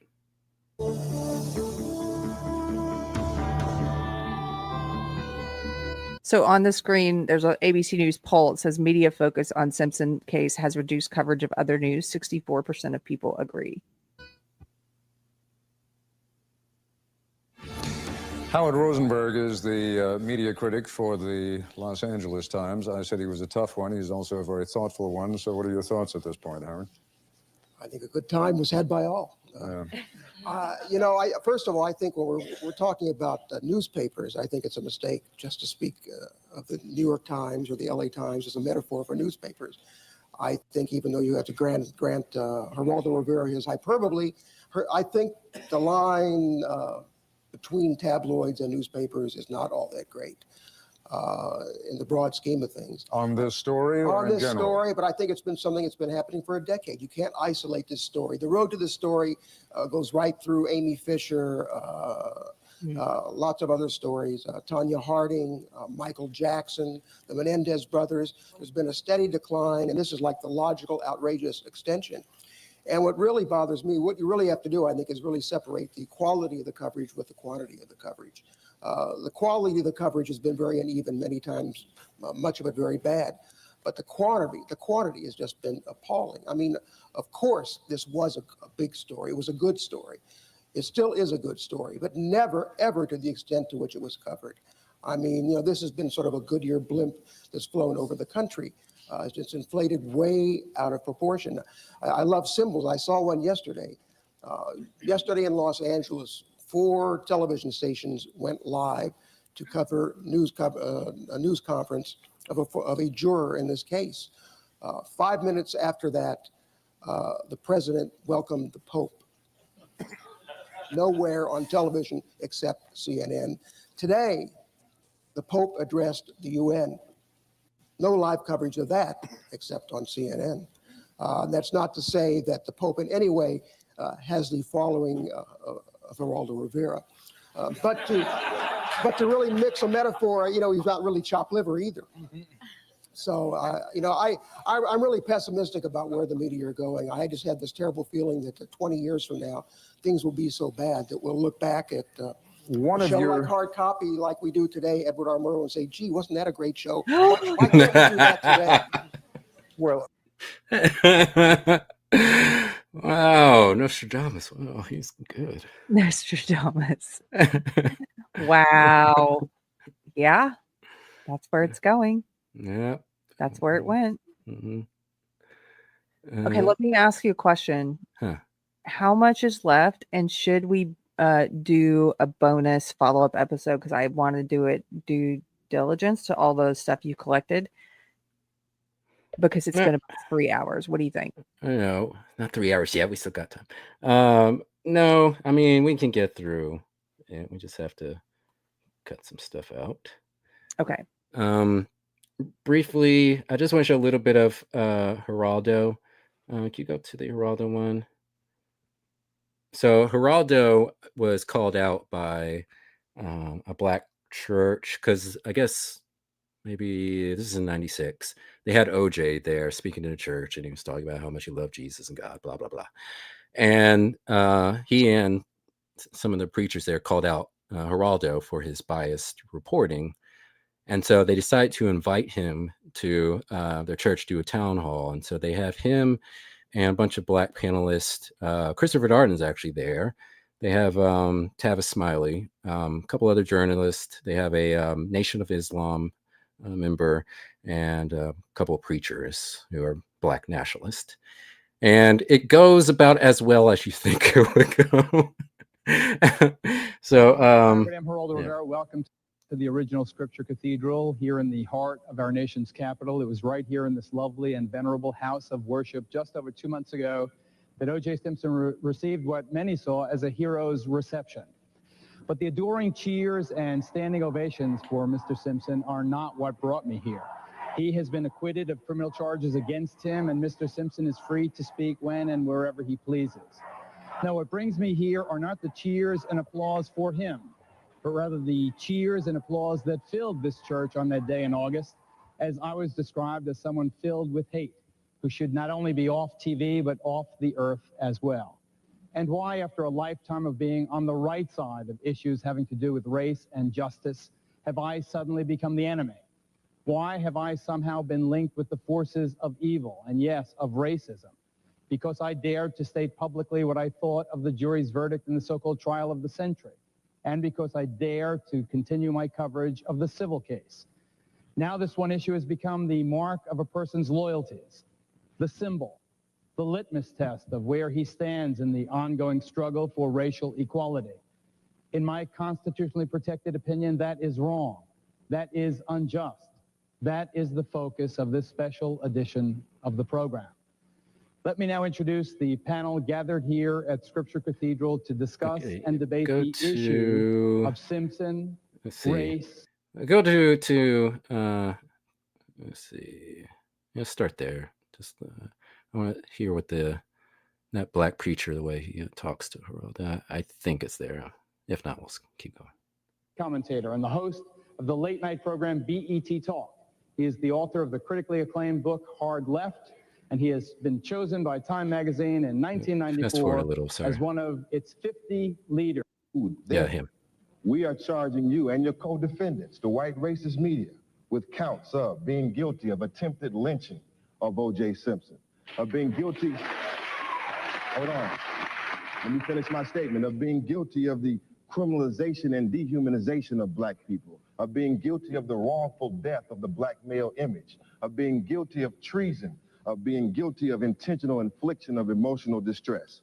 Everybody here in this audience can agree, Mr. Rivera, that you've gone absolutely OJ crazy, and you need to check this out. Wow. Let me wrap. Okay, wrap it up. I got a big panel. All right, go to when the audience member asks a question for Christopher Darden, 2150. It doesn't get any better. Your eloquence. Ma'am, you are on the air. Yes, good evening. My question, my mother insisted I come up here and ask this question to Christopher Darden. She said she's praying for you, and she wants to know how in good I hate when they do that. can you go around the country continuing to say that OJ is guilty after a verdict has been rendered? Is that an ethical kind of behavior? What? Because it's the truth. And it's his opinion and he's allowed to say it. Is it ethical to lie and pretend like this man didn't commit 2 heinous murders? Number one, my question also from my mother is, Geraldo, I am so sorry that Dr. Passant left because she's suggesting that you get some help.